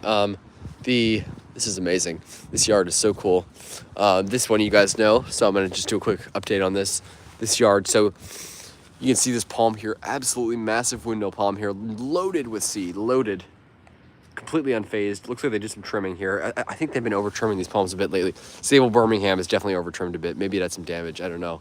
But you can see that trunk, just nuts trunk. That is the only Sable Birmingham I know of, the only trunking sable I know of in DC. And beautiful windmill palm back there. Sable, what's it called? This one looks a little rough. It's got some open parts of that. The sago palm, but hopefully it'll recover. It's wrapped there. You can see the brown foliage, but everything else looks great. Windmill palms look great. Sable, there's a needle palm back there behind the Sable Birmingham. The trunk's huge on that thing. And Sable Minor look great. The stalks here, just amazing. What a cool yard. So I want to share that with you folks. Beautiful yard here in DC.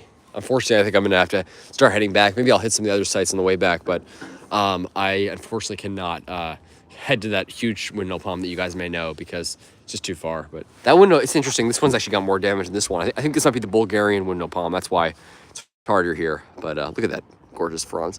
But you see some damage on that one a little bit because, we are on a hill here. As you can see, pretty big hill too. Jeddah Tower, that's it. Thank you, Cal. Yes, Jeddah Tower. It's amazing. So gonna be huge, over half a mile. Amazing yard there. Yeah, the yard's crazy. I talked to my plants. Do you, Dara? I have been guilty of that too. I've definitely talked to my plants before. I love that trichocarpus. I know, me too. Trichocarpus is amazing. So the fronds are just nuts. So big, huge, gorgeous yard here. Sable Minor, needle palm, Trichocarpus fortunei, Bulgarian, sago palm that's wrapped up here. And, of course, more sables back there by the wall. And then, of course, the Sable Birmingham is just insane. I mean, the yard would be amazing with just the trackies, but obviously all the other palms add to it. And Sable Birmingham probably has to take the cake just because of how rare this thing is. Just amazing, huge trunk. And clearly fully hardy here. I mean, look at this. I guess a bitted spotting, but not much. And, they love our summers here, the crazy heat and humidity. So great to see. And I collected seed from that very palm, and I have it growing in the yard now. So nice and hardy.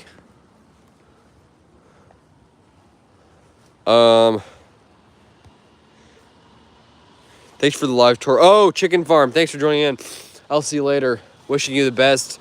And thank you so much for joining in. You guys make the live stream so much fun. So I really appreciate that. And take care. Hope all is well in Ohio. Thanks. Yeah, thank you so much. The frond on the Trichocarpus are huge too. Oh my gosh, yeah, the fronds on these things are nuts. It's really big. It's so dense, such a dense crown up there. So I'm gonna start heading back, but yeah, beautiful yard there, guys. All right, I'm gonna head back now. I think I'll keep you guys on here, even though my hands are like frozen. I want to keep the stream going until I get back to the metro stop. Unfortunately, the connection sucks in the metro, so I have to end it there. But yeah. maybe I'll hit some of the sites on the way back too. Show you guys them again.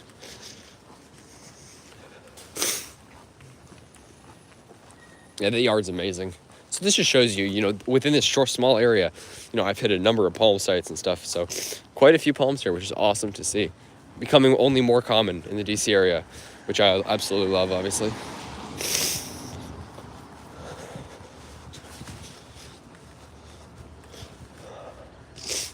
My hands are like frozen.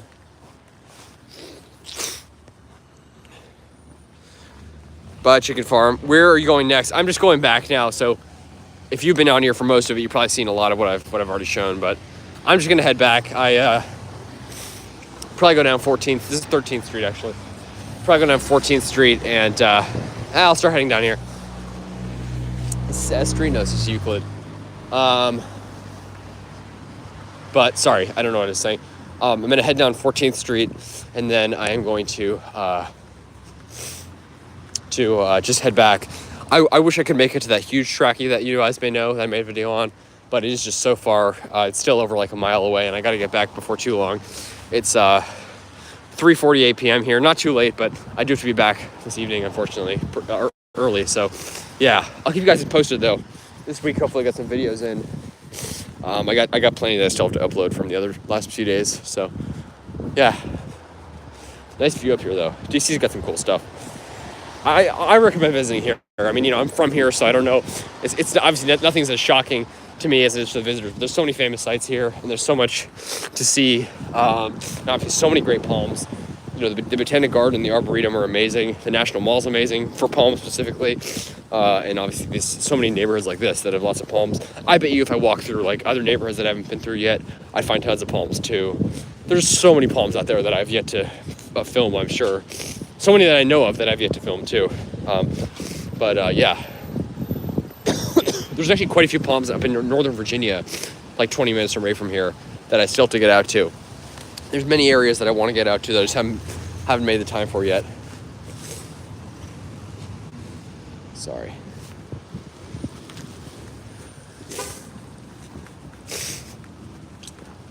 Look at that view. Amazing.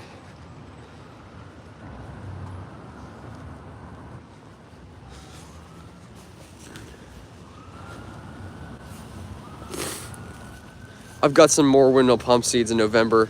Until this day, they have... Yeah, so I don't know if... Are they in a pot or are they in a... Are they outdoors? Like, are they out in the yard? Because if they're in the yard, they probably won't germinate till spring. Windmill palms generally do not germinate in cold weather like this. I don't know where, you know, in your climate, they probably won't. But in gosh, what was I gonna say? But you know, if they're in a pot indoors, yeah, just keep them watered. I always like the baggy method. It works the best for me. You know, I've never really tried much else, but baggy method and just sort of putting them in the soil really work well. But it's interesting. They usually germinate pretty well. I mean, I'd recommend removing the skin of the palm, of the seed, and just, you know, putting the seed in soil, sealing the plastic bag up with some water and soil. Should be pretty good to go. But yeah.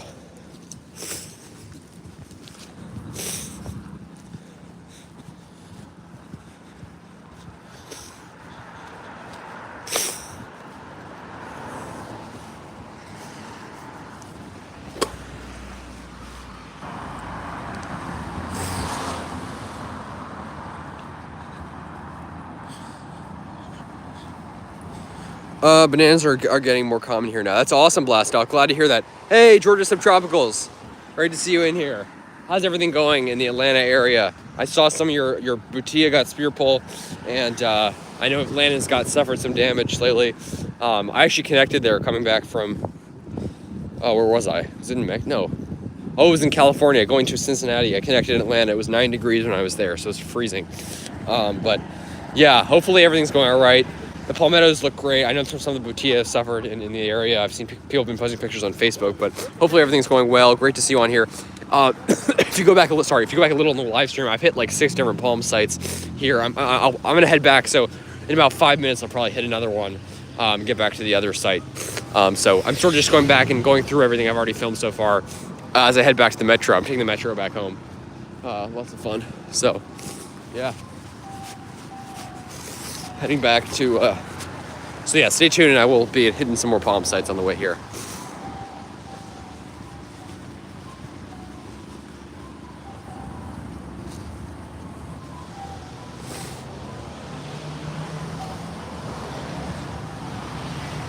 I'm a palm nut and a rhododendron nut. I love it, Jara. Me too.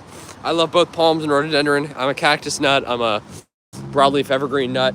I'm a, Spanish moss nut, whatever you want, cycads, etc.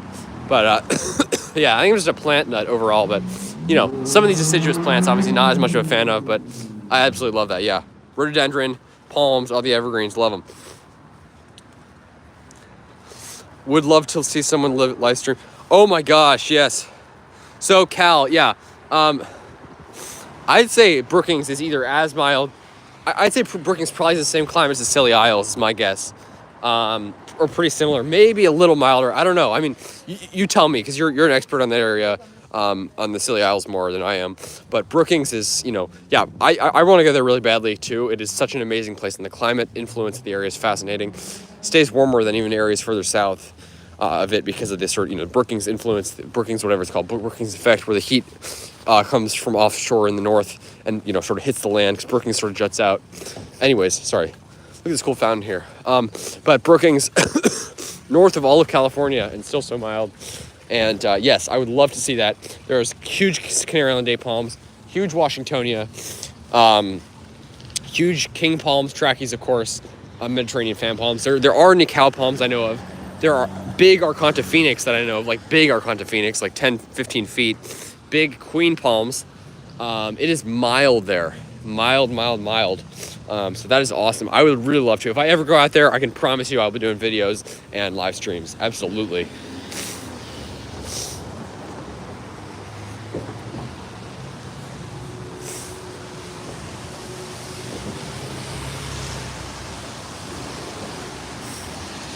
Matraric arbors germinate wild. That's awesome. Yeah, they naturalize here too. I threw some seeds in the yard and they've germinated, and I got lots of seedlings coming up.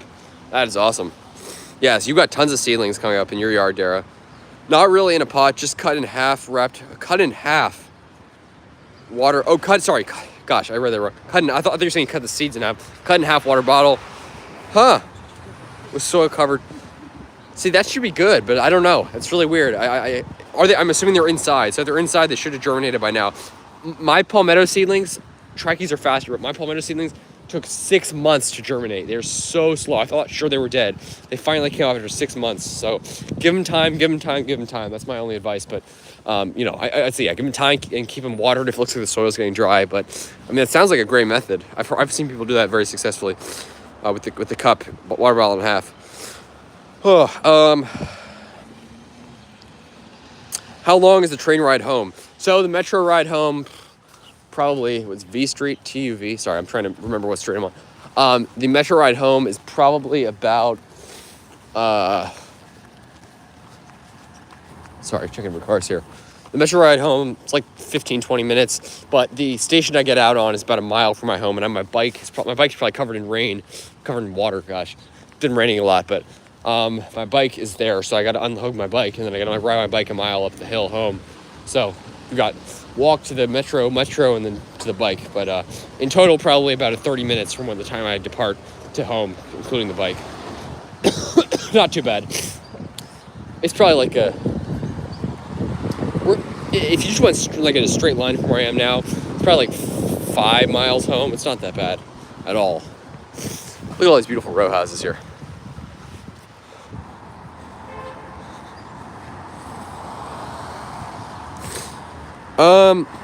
Metro, Washington, D.C.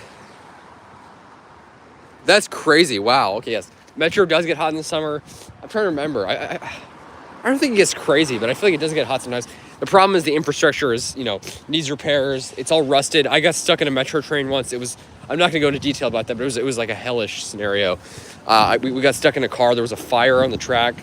Smoke started filling the car, and we were like stuck. The power was off. It was horrible. It was like something out of the movie. It was a nightmare. I mean, we literally thought we were going to die, and I'm not like a freak out person, but it was crazy. So the metro here, needless to say, the infrastructure is a bit old. It was made in like the late 70s, early 80s. And what was I going to say? But You know, generally it's pretty good. They're replacing a lot of the cars now. When it rains, the problem is it all floods. Like there's been some bad flooding. There was even a shark in the New York subway, by the way, when it flooded during Hurricane Sandy. That was a hurricane, but there was actually a shark in the New York subway. Isn't that nuts? Yeah.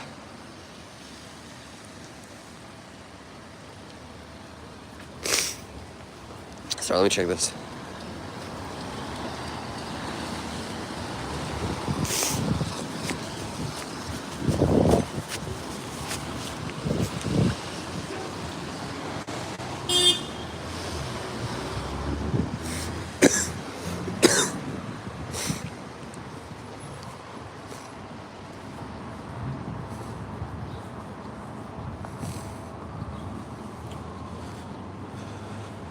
Brookings is 10A, and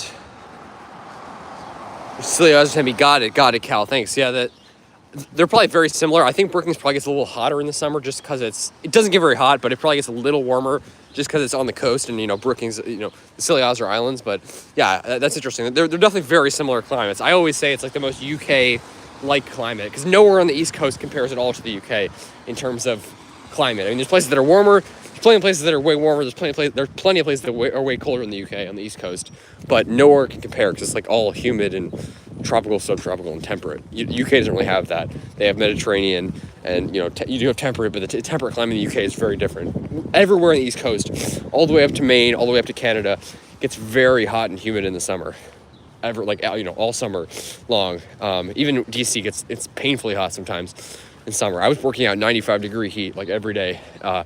It's doing yard work for people in the yard, doing mowing the lawn and stuff for people. It was brutal, but the West Coast is sort of more UK-like climates.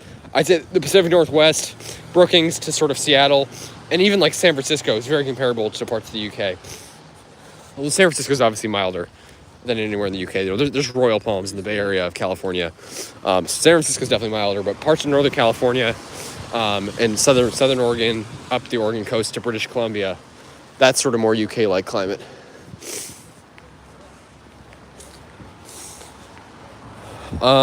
Sorry guys. NYC subways get hot. Yes, I bet they do. I'm sure DC does too. I'm having trouble remembering now. It's been a while, but yeah.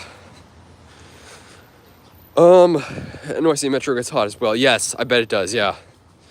The NYC subway is just like it's insane just how busy it is. It is so huge. Probably like London. I actually rode the London. Oh god, what's it called? Is it the Underground? I'm forgetting the name it's called now. But yeah, I rode the London subway once. It was fun.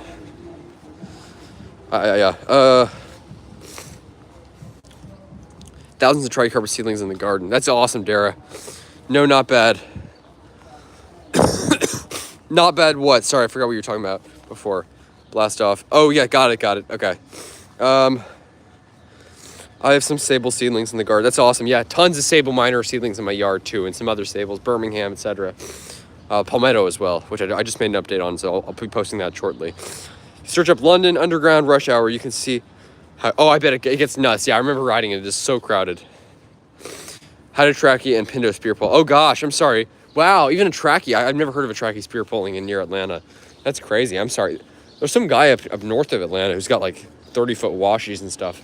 I think washies are somewhat marginal in Atlanta, but in a good microclimate, they're pretty good palms for that area. Wow, I'm sorry to hear that. Georgia subtropicals, I'm sorry to hear that. Butia is thriving to better than my Phoenix Canariensis. That's amazing. Yeah, your Butia looks great, Dara. The only place in the UK that is consistently hot in the summer is London. Yes.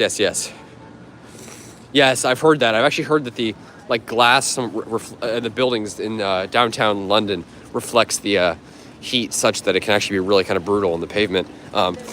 Yeah. Yeah. I like your guys' climate. It stays so mild in the summer too. It's pretty amazing. Very California-like, or more Oregon-like, I guess.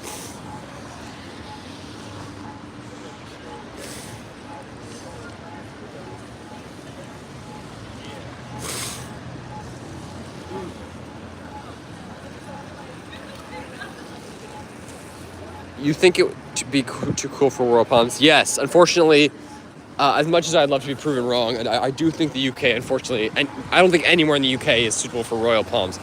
because even in the very south of France, the northernmost royal palm that has been documented anywhere on Palm Talk is in Menton, France. If you look up Menton, Menton, it is near the Italian border, near Genoa, up in like sort of the northern south coast of France. That's a milder area than anywhere in the UK, no doubt. It's Mediterranean. And even that royal palm sort of been beaten up a little bit.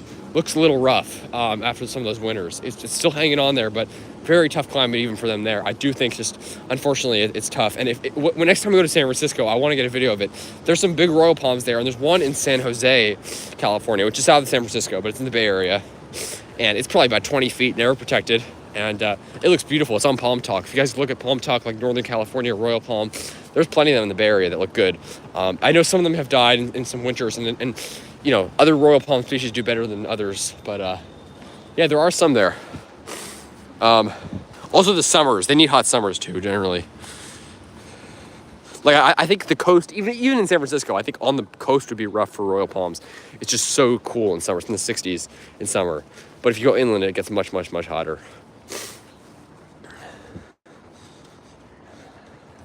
Is there any palms that you think is ugly? There is no palm that I've ever found. There are individual palms that are ugly, like a queen palm that's been underwatered and under fertilized with like the tiny little crown. That's very ugly. But there's no palm species that I think that's ugly. You know, I think palms can be cared for poorly and pruned up terribly. But I don't think there's any palm species I've ever seen that I think is ugly. No, I love all palms, truly. I mean, it's not like me saying, oh, I love all palms. No, I really do.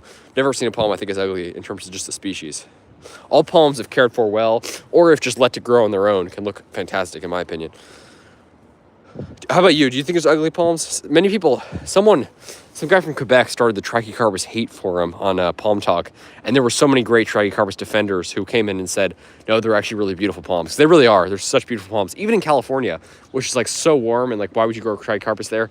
I think I'd still probably plant one because they're just they can look really beautiful. Some of the rare Trachycarpus species, Trachycarpus tequil, Princeps, what's it called? Marchianus, you know, some of those species are really great and beautiful looking. So I love trachys. I love all palms, really do.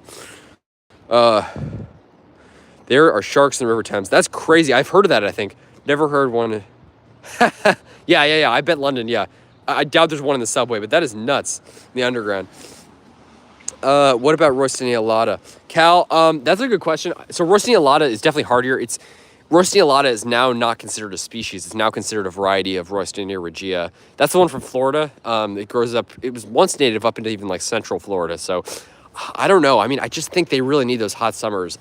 Those would struggle even in the south of France. I really do think but I would love to see the Scilly Isles are just so, like it's a zone, royals generally can grow, even in Florida, royals grow easily into zone 9, but a zone 10 in the UK is like a California zone 10. It's like, in the Scilly Isles are just sort of like just barely zone 10. Like it's just, it is so cool, but it never really freezes. So I just think the averages are just too low, but I would love to be proven wrong. And I bet, you know what, I honestly bet if you like sort of provide it with a bit of supplemental heating, I bet you could probably get one by maybe for a little bit. I don't know. I'd love to see. It's supposed to be, yeah, definitely hardier because obviously Florida does get those freezes, whereas like the Cuban royal palm from the Caribbean does not.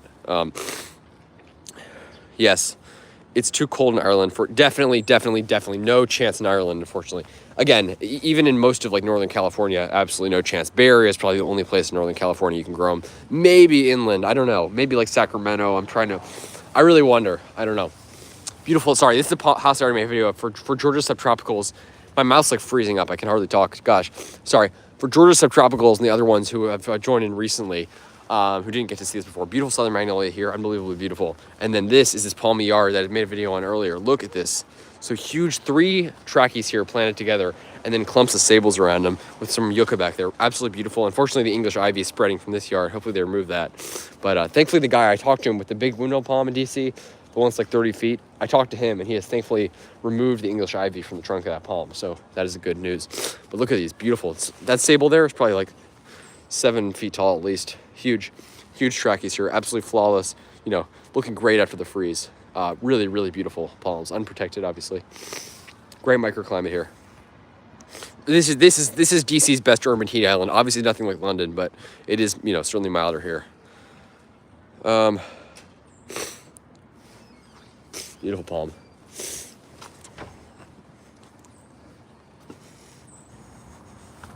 All right, guys, I think I gotta go soon. Sorry. Harder to cold. And my potted Roasting Regia put out 3 or 4 fronds a year outside. They go out in the end of March. Wow, that's a pretty long growing season to have them out. That's awesome. The only problem with the Scilly Isles, it's 10. Yes. That's definitely a problem. And as I mentioned, the Bay Area is low humidity and also very cool in summer. So I'm surprised Royals even grow there. But they do love the humid. To look their best, they obviously love that humidity, that extreme humidity. Even in Southern California, some of them like right on the ocean. There's ones in Santa Monica right on the beach. They can get a little like wind blown, but inland they do better where it gets hotter. Like inland Southern California gets really hot, over 100 degrees in summer, easily.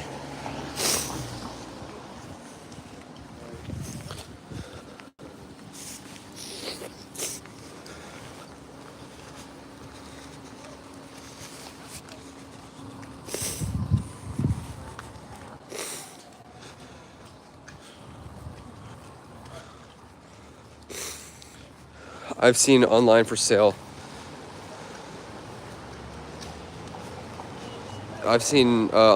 Variety of sable palmetto. I forgot the name. First thought it was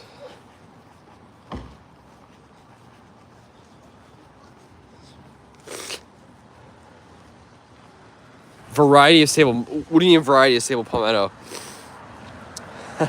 Interesting. Yeah, I've seen.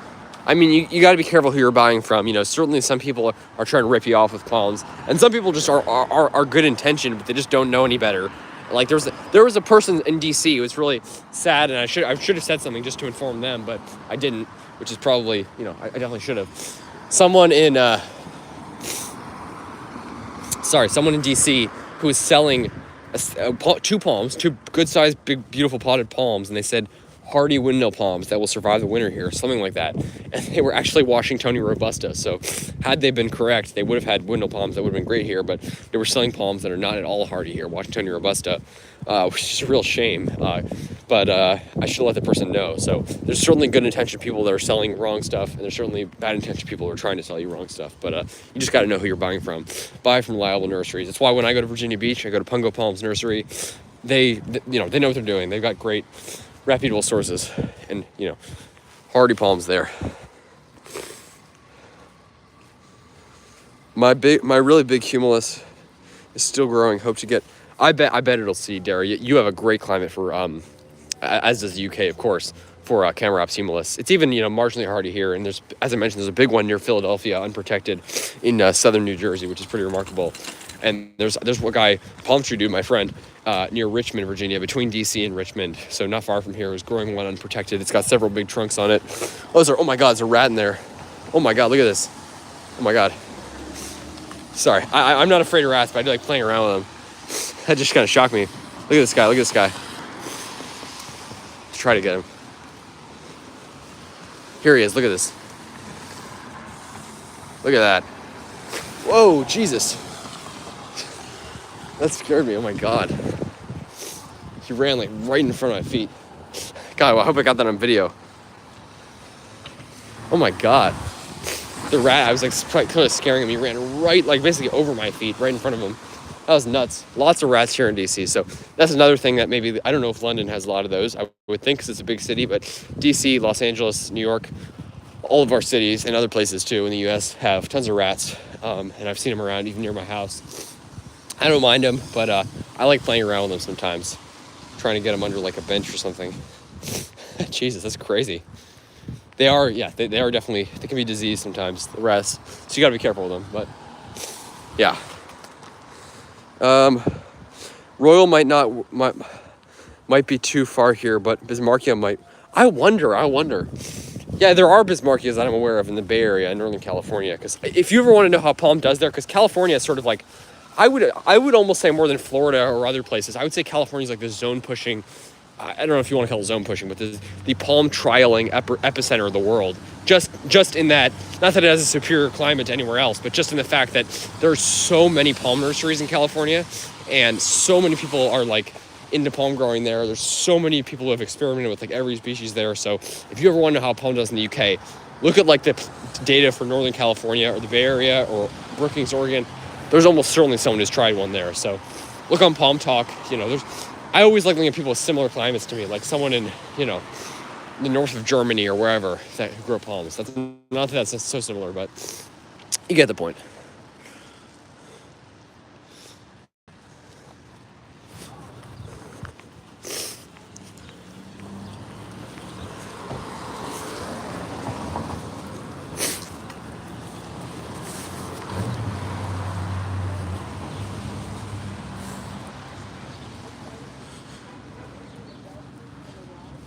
Have you ever seen Eucalyptus passiflora?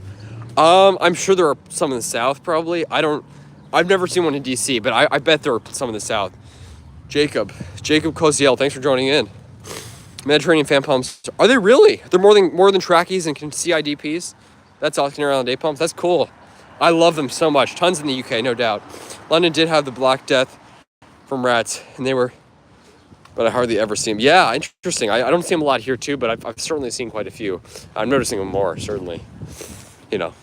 They can be cute, but they can also be diseased, so you gotta be careful. But, I think some of the stuff are, Oh, here's some Musabaju, by the way. These are big ones that grow in summer, but as you can see, the trunks are probably still firm there, but they do die back to the trunks in winter.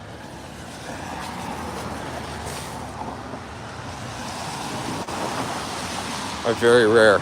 Are they really? I would think like in Dublin there's a lot of trackies and stuff, but yeah, and there's some Juania australis. That's another great species that does well in the British Isles and in Ireland. Juania australis, beautiful, beautiful palm. In the U.S., the only place you can grow that palm is San Francisco proper, like just the city of San Francisco, because it needs that cool climate like the British Isles. It's a very tropical looking palm, but it actually won't grow in the tropics. Even in Southern California, they'll die, just too hot there. So it's a very fascinating palm. I bet they grow in Brookings, Oregon too, actually, now that I think about it.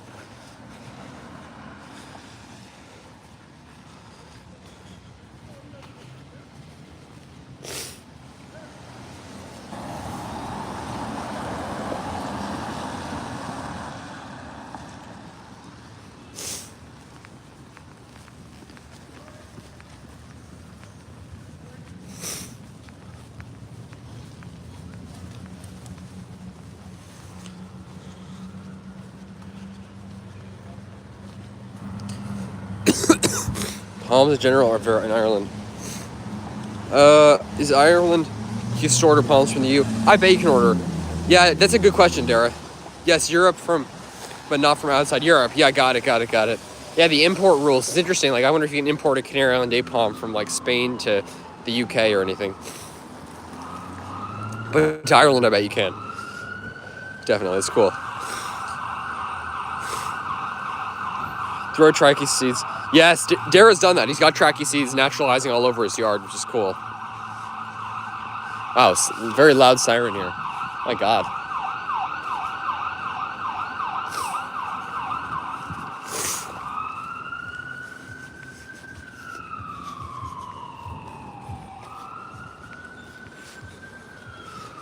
Almost 2 hours here on the live stream. I think I'll go to a little over 2 hours, then stop it up here.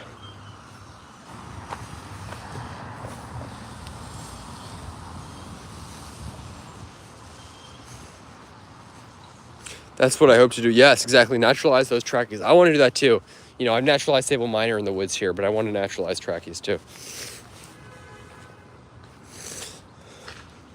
Since we left the EU, no longer able to get palms from there.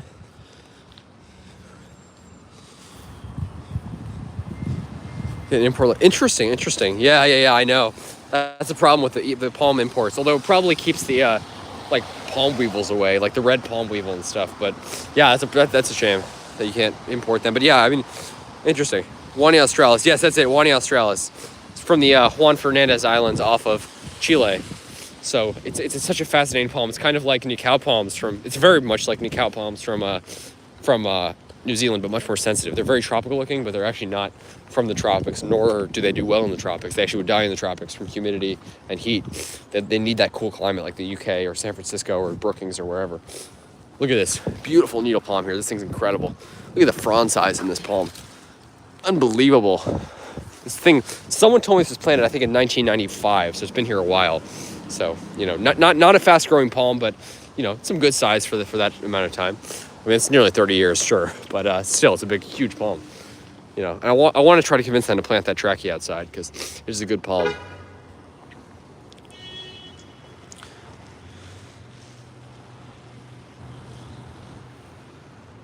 Yeah. I wonder. I honestly wonder if they grow in London. You might be right, honestly, because they're so sensitive, such sensitive palms. And the Bay Area of California, I don't know if you realize this, but if you drive in from San Francisco in the summer, I was there in the summer, and at night, even in the summers, in the 40s, in the Bay Area, not in San Francisco, but in the Bay Area, it's freezing. And then you drive inland, it's like 100 degrees at night. It is literally, the average there is like 105 or something. It is like, you drive like 30 minutes, and once you get past that, the coast ranges, the mountains and hills on the coast, keep the fog belt on the coast. That's why the redwoods only grow on the coast redwood. So once you go inland, there's no redwoods, and it gets so hot. It's insane how diverse the microclimates are there. So it's fascinating. But yeah, the UK, more consistent. But yeah, definitely it's hotter inland. I mean, I honestly bet Holania australis probably wouldn't do well inland in the UK. Probably the coast must be great for it, though. I know there's some of the Botanic Garden near Dublin, Ireland, which they look incredible. They're like 20 feet tall. They're beautiful. Beautiful palms.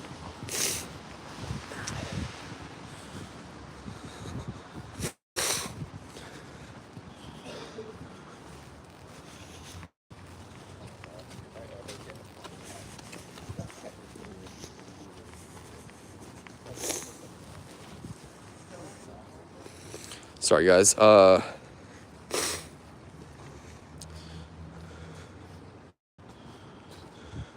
humulus seedling growing in the garden. That's awesome, Dara. Such a good palm for your climate. I want to get a Cerifera to try here because they are hardy. They are marginally hardy here, but certainly not a fully hardy palm here. I think the winter moisture is more of a problem for them here. You know, it's just cold enough that the moisture can do them in.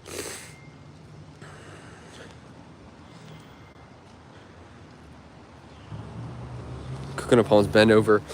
No. It's true with most palms. They don't snap in the hurricanes. Like royal palms, that trunk's like cement. Those things versus a hurricane, the royal palm will almost always win. You know, they are tough palms. Yeah. Yes. No. Well, I mean, coconuts are native to places with hurricanes, and in Florida, you know, you see them go through hurricanes like every year. Like my family, I have family in Florida. My step family from like one of my more distant relatives of mine who live in Florida, and their homes were literally destroyed to the point that, I mean, it's uninhabitable. The home is like flattened. It's tragic. So the hurricane is pretty, you know, that's something you got to realize, that if you live in certain parts of Florida, really anywhere in Florida, you got to realize that your house may get destroyed like a certain point. It's pretty nuts, but there were coconut palms there, and you see the pictures. It's so nuts. You see the pictures of the neighborhoods. All the houses are flattened. It's tragic. And then the coconut palms are still standing. They're the only thing standing, all the palms. So that just goes to show you, yes, they are tough. They can definitely withstand hurricanes. Even though they have very thin trunks. Royal palms are those massive, thick trunks that are straight. You know, coconut palms curve, but they are tough trunks, yeah. I have never had a problem with humulus. No, you probably never will. The UK, I mean, Ireland, and pretty much all of the UK, and all of Ireland too. You know, fully hardy palm there. I don't think you'll ever have a problem with that in terms of hardiness. Such a good palm for you. The Canary Islands, I saw that there is garden as Tricharpus lipstick. I saw that. Rapus. Oh my gosh, they really, wow. I know. I saw that too. That is so crazy. What a fascinating climate. One of the best climates on Earth. The problem with me is that, you know, small enough islands, I think I'd probably get tired of living on an island. You know, I just like living on places you can drive to. But that is just such a fascinating place. It'd be so cool to grow palms there. And Cal, a very similar climate to that. It gets slightly hotter in summer, but it's a tropical desert. So I know the Canary Islands are not tropical, but or maybe they are actually. This is tropical. Is Cabo San Lucas, Mexico. It's just, you know, it's basically like an entire length of California, south of California, if that makes sense. But it's called Baja California, part of Mexico, and it's a tropical desert. There's wild mangroves there, and so there's wild mangroves there, and there are, wild cacti, everything. So it's a fascinating climate, and I bet you can grow lipsticks there in a lot of those species. It's just fascinating. It's so interesting, the different conditions and how they all manage to grow there. It's pretty amazing. The lipstick there, I know is protected, but honestly, I'm kind of surprised. It doesn't seem to need much protection there. But beautiful cholla here. You can see the flower, places where the fruit has been in the past. There. All right, guys, I think I'm going to end it soon, but thanks for joining in. Like, subscribe for more videos. Hope you all are doing well, and sounds like most of you guys have some, making it through winter. Okay, seems like the cold blasts are getting out of the way. Yeah, you should brought the warm weather. I believe me, if I could bring the warm weather back from Mexico, I wish I could. It is so mild down there. Such a great climate. Canary Islands are next to Africa. They sure are, yes. They're off the coast of Morocco, Western Sahara, and I think they are in the tropics, maybe. Are they? I honestly don't know. Are Canary Islands technically in the tropics? Many true trees don't snap in the wind. They just often uproot. Yes, exactly. Yeah, exactly. Very true. But like a lot of these trees, like deciduous trees, do snap in the hurricane sometimes.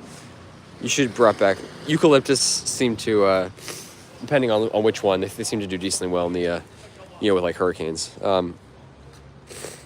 I think the lipsticks is protected, but it's very... Yes, exactly. I saw a picture of it on Palm Talk. I was shocked. I don't think they add any heat to it. I think they just have a cover over it, but I can't believe they can grow there because it isn't that much warmer than Southern California, but it's definitely warmer, of course, but it's cooler than where I was in Mexico a little bit. It's like between Los Angeles and where I was in Mexico. Like, it's like a bit cool in winter, but not cool enough to... It seems like it's like in the 50s is the lows in winter, whereas where I was in Mexico, it was like all in the 60s. And then Southern California is like, 49, 50-ish. Los Angeles are the lows, and then the highs are obviously like almost 70.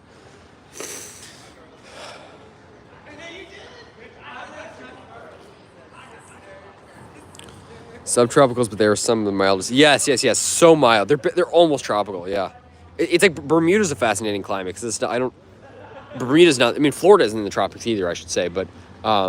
Bermuda's like so far north. It's like the same. It's right off. It's like off the coast of Charleston, South Carolina, same latitude, but it's so far out there you can grow coconuts. It's like subtropical / tropical climate, but it's very interesting. What I heard. Yes. They're much more cold sensitive than coconuts. Most cold sensitive palm in the world, according to some, and basically, Southern California, there are quite a few, there are a number of coconuts. It's tough to grow them there, but there are coconuts. Lipstick palms, no chance in Southern California, as much as I wish. I did see, and even in Miami, they can die there, but I saw a lipstick hybrid at the Fairchild Gardens in Miami, so I wonder if you could possibly grow in Southern California. I think it's still a huge stretch, though, but just want to share that with you folks. Beautiful needle palm here, by the way. So just thanks for joining in, and thanks for watching. Like, subscribe for more videos. Hope you guys all are doing well, and I really appreciate you guys joining in. As I say, I just do the filming, and the plants do the talking, as always, because, these plants are incredible. It's pretty cool what we can grow here. So, so far north for the East Coast, much further south than the UK, but, we get these crazy freezes here. It's not the warmest climate here, but it's still pretty cool that we can grow this stuff here, and I'm very impressed to see what's been made possible here, what we can grow. Beautiful needle palm here. Bermuda's the same latitude as Madeira. Yes, that makes sense. Yes, and it's even warmer than Madeira. That's crazy. Madeira, I think coconut palms are marginal there. Maybe, I don't know. Maybe you can grow them. And it's part of the UK. Bermuda's part of the UK, which is pretty cool. For you guys, it's awesome. I'm going to try Sail Bermuda. Oh yeah, Sail Bermudana. That's a great one. That is a species that I think Virginia Beach is. You can grow them there, and probably a good species for the UK too. That's awesome. Definitely good for Ireland. Yeah. Just want to share that with you folks. Take care. Hope you all do well. And thank you guys so much. I really live streaming is one of my favorite things. I wanted to make it down here, even in this is like the coldest day we've had in a while. It's been so mild here. But I wanted to make it down here and share this with you guys because I really appreciate all you guys joining in. It means a lot. Take care, folks. I think that's basically Madeira is a mountain, essentially, in Bermuda. Yes, definitely. Bermuda is completely flat and much smaller than the islands, too. Bermuda's tiny. Remember when we went to a restaurant, there were lots of coconut palms and very small. Yes. Interesting. That's like what happens here in Maryland. People plant coconuts and queen palms, whatever, on the beach in the summer, and then they watch them die. It's tragic. Plant hardy palms. That's the message for you guys in cold climates. Accept your climate. And if you're like me, I wish I could grow all sorts of warm stuff here, but, I also love zone pushing. That's the fun of it, is that you get to grow these hardy palms here. So beautiful. Such great species we can grow here. So more space at sea level in Bermuda. Absolutely. So, yeah, Bermuda's got a fascinating climate. I really would love to see it sometime. Take care, folks. So, yeah.